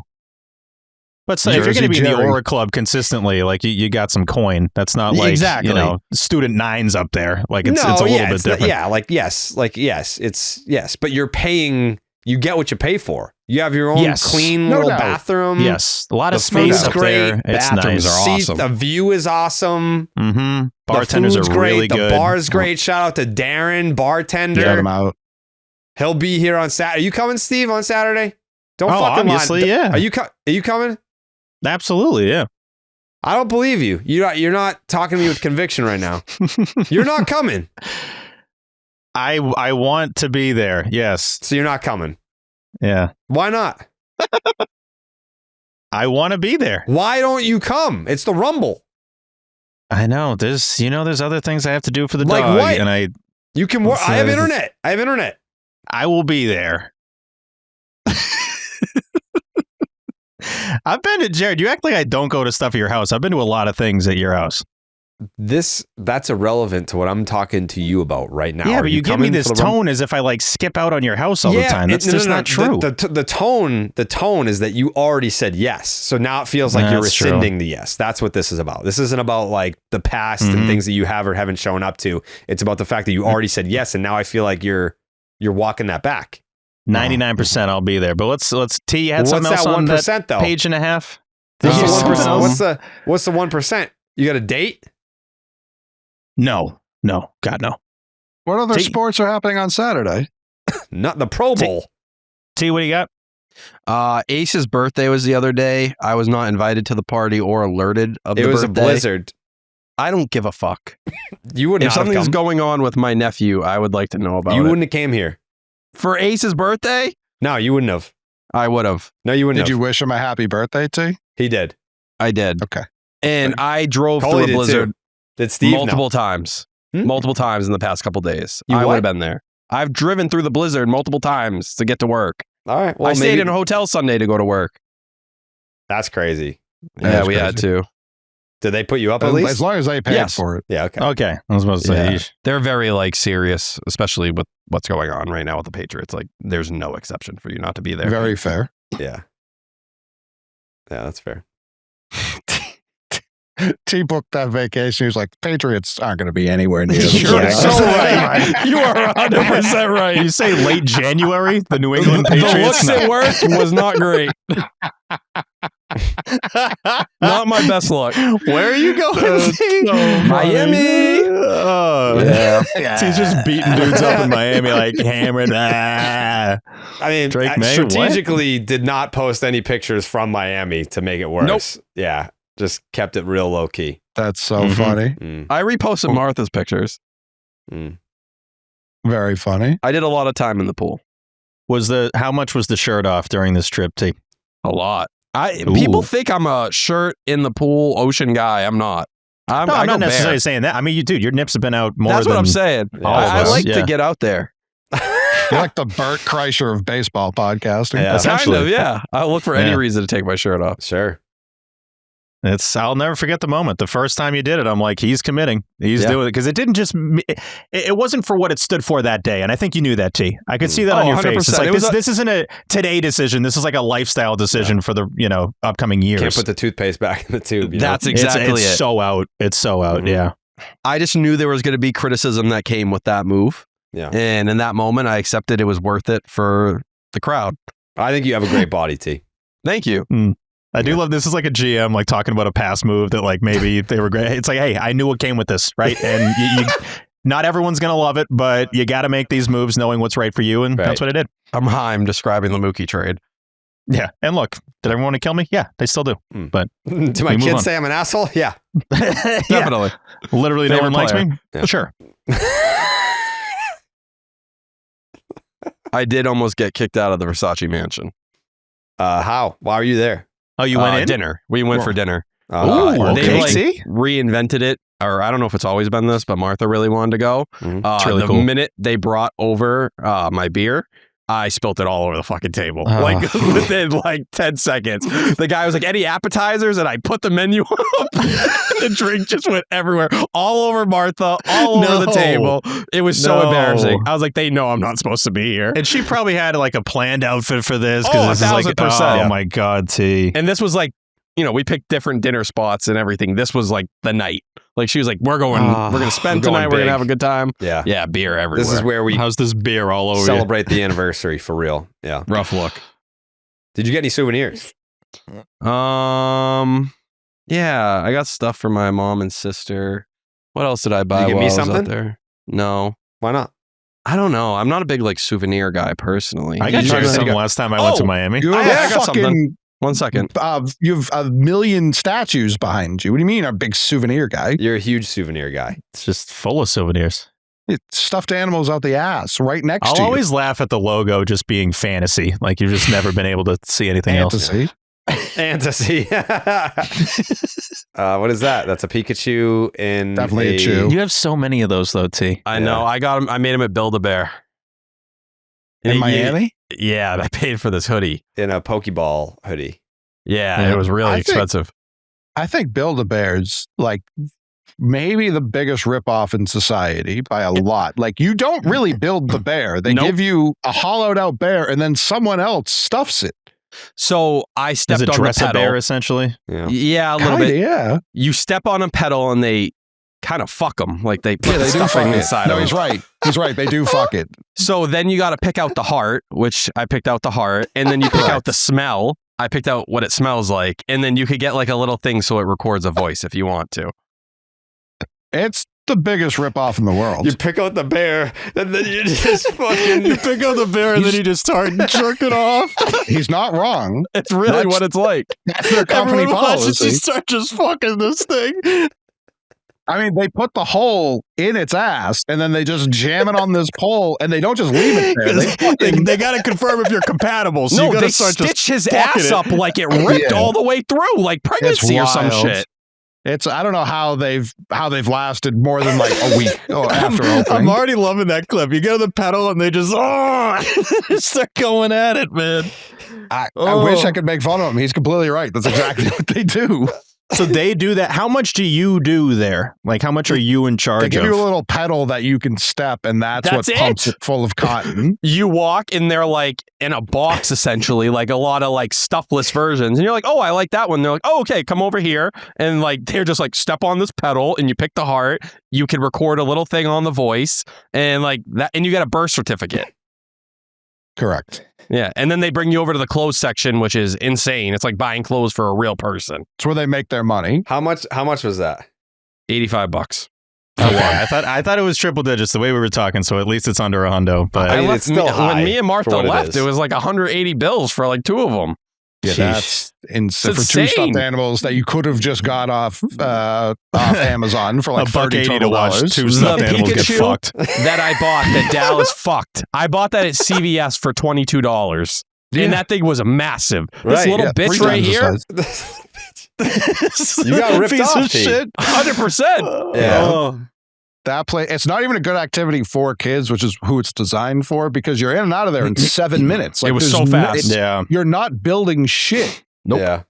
Bring I'm back just stunned that there's Plaster enough Fun bears Time. to go around too. Like, I feel like once the kid has the bear, they got the bear. It's like, if I'm a parent, I'm not going back to that place. If I just dropped 80 on a bear, Yeah.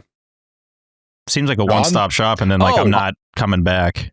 I did, we went to like a vintage pop-up thing. Like we were just like walking around. We were in the Brillick district, I guess it's called. Mhm. And I got like an old retro Tom Brady jersey. Retro now. It's like a navy one from like 2004, 2005. Price But I tee? didn't, The price tee? not bad. $30. Oh, In wow. real. okay. Yeah, it was like pop up, like we're trying to move shit. And he had it up there for like, I think 45 or 50. And he was like, I'll do 30 because you have cash and like we can do it right here. I got that. Besides that, no, I didn't buy a lot of stuff for myself. I'm not. Yeah. So both those items for 110, that's not that bad. If you combine them, it's like, oh, okay, you spent 100 on these two. Just don't say, which costs more. Yeah, it was a lot. We spent a lot on like food and like experiences. That's Yeah, Miami. of course. Yeah. Yeah. It was fun though. It's a fun Nothing place, for dude. race. Very fun place. I just wish it was jelly. hotter. I wanted to be in the ocean more. Mhm.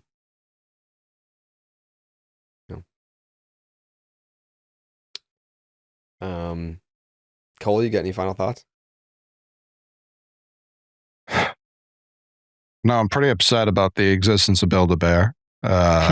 Since T brought it up, the place is an all-time ripoff. Mhm. And they just, they fuck your bear. And then they're like, now give us money. Mhm.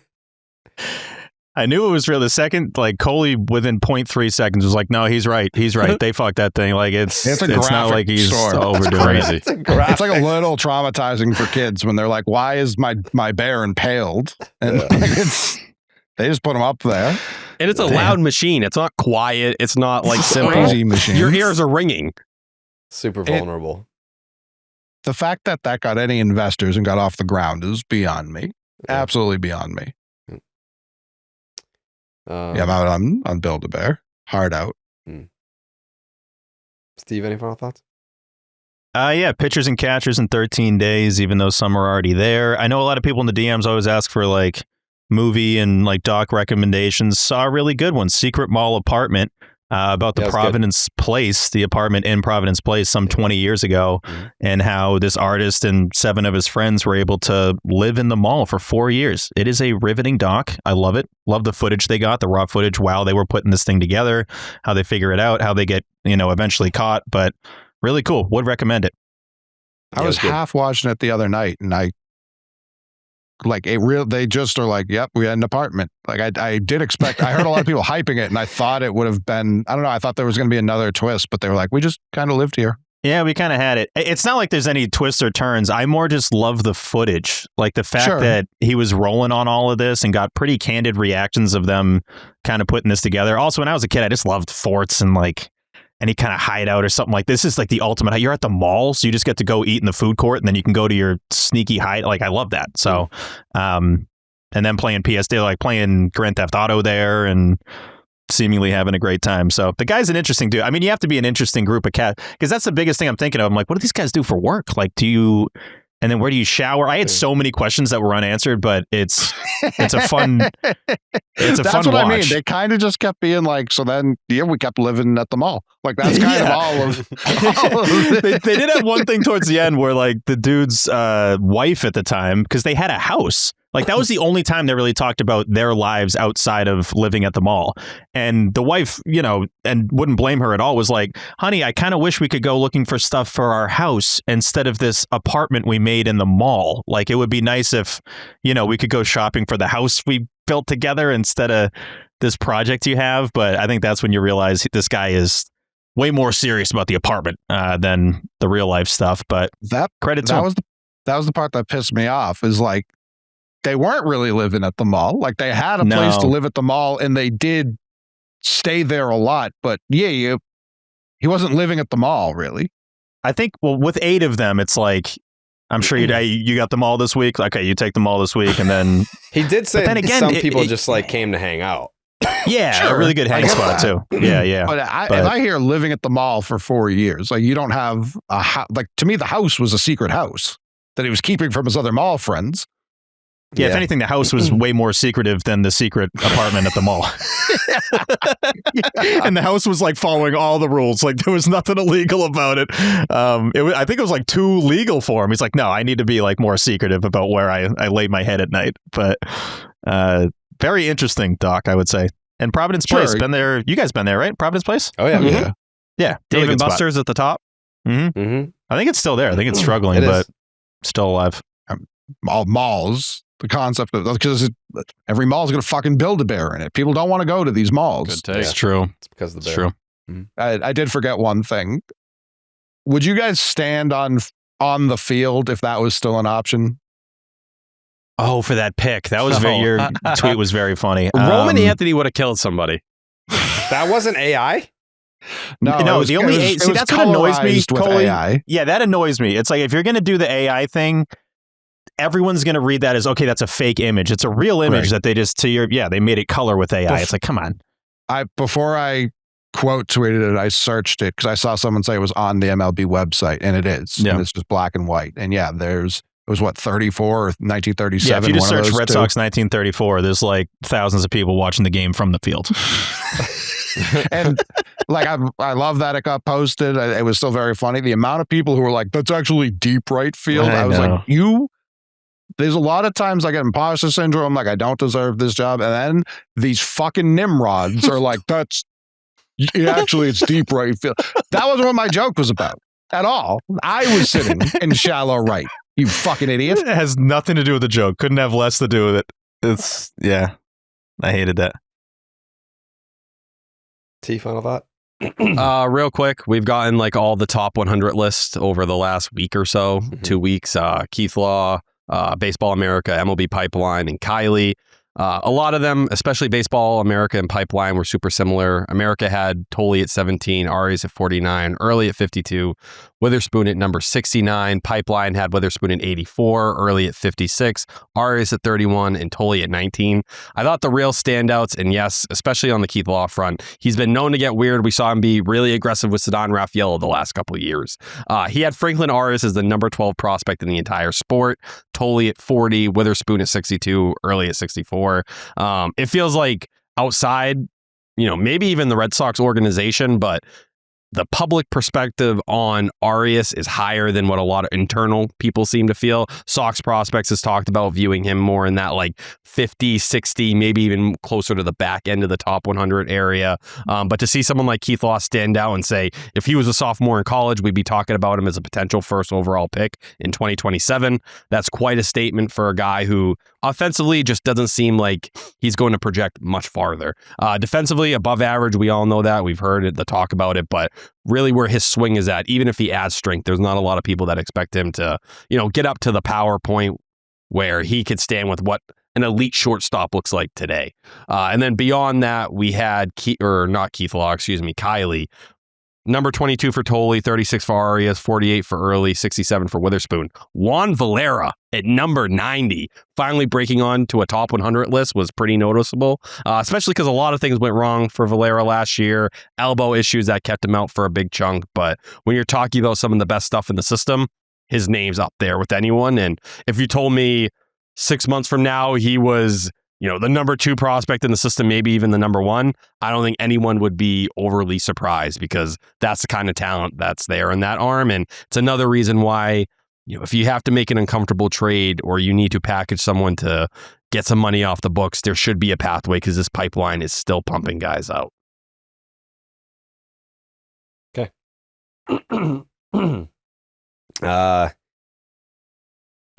Bonus pod Friday, I guess, maybe. Yeah, should be. Over 2. We did a good job here. We did great. But I want to show love to Eamon. I've seen the comment section has been very high on Eamon, but really good on there. Consistent, confident, not awkward, just gels in perfect with you guys. And, that's not an easy stage to step up to, but Eamon's a natural, so I tip my cap to him. He really is. Mikey's the man. Divine Providence, obviously, he's been getting more reps over there, even though he wants to blow his brains out with the Providence Friars. Yeah. No, he's been phenomenal on DMs, no question about it. Thanks, T. I appreciate that. Keep being you, bro.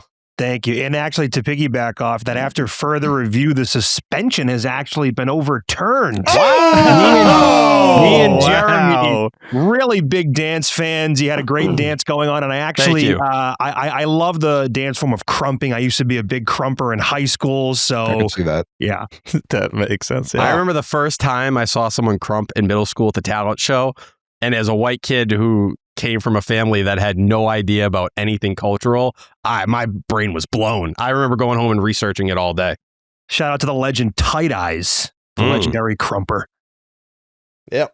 Mikey, have you seen the doc yet? The Providence Place doc? I haven't seen it, but I have seen mixed reviews on Twitter, but I definitely am looking forward to it. Love the Prov. Because I hear that name Providence and I'm like, Mikey. Yeah, so, Mikey, he lived in the mall.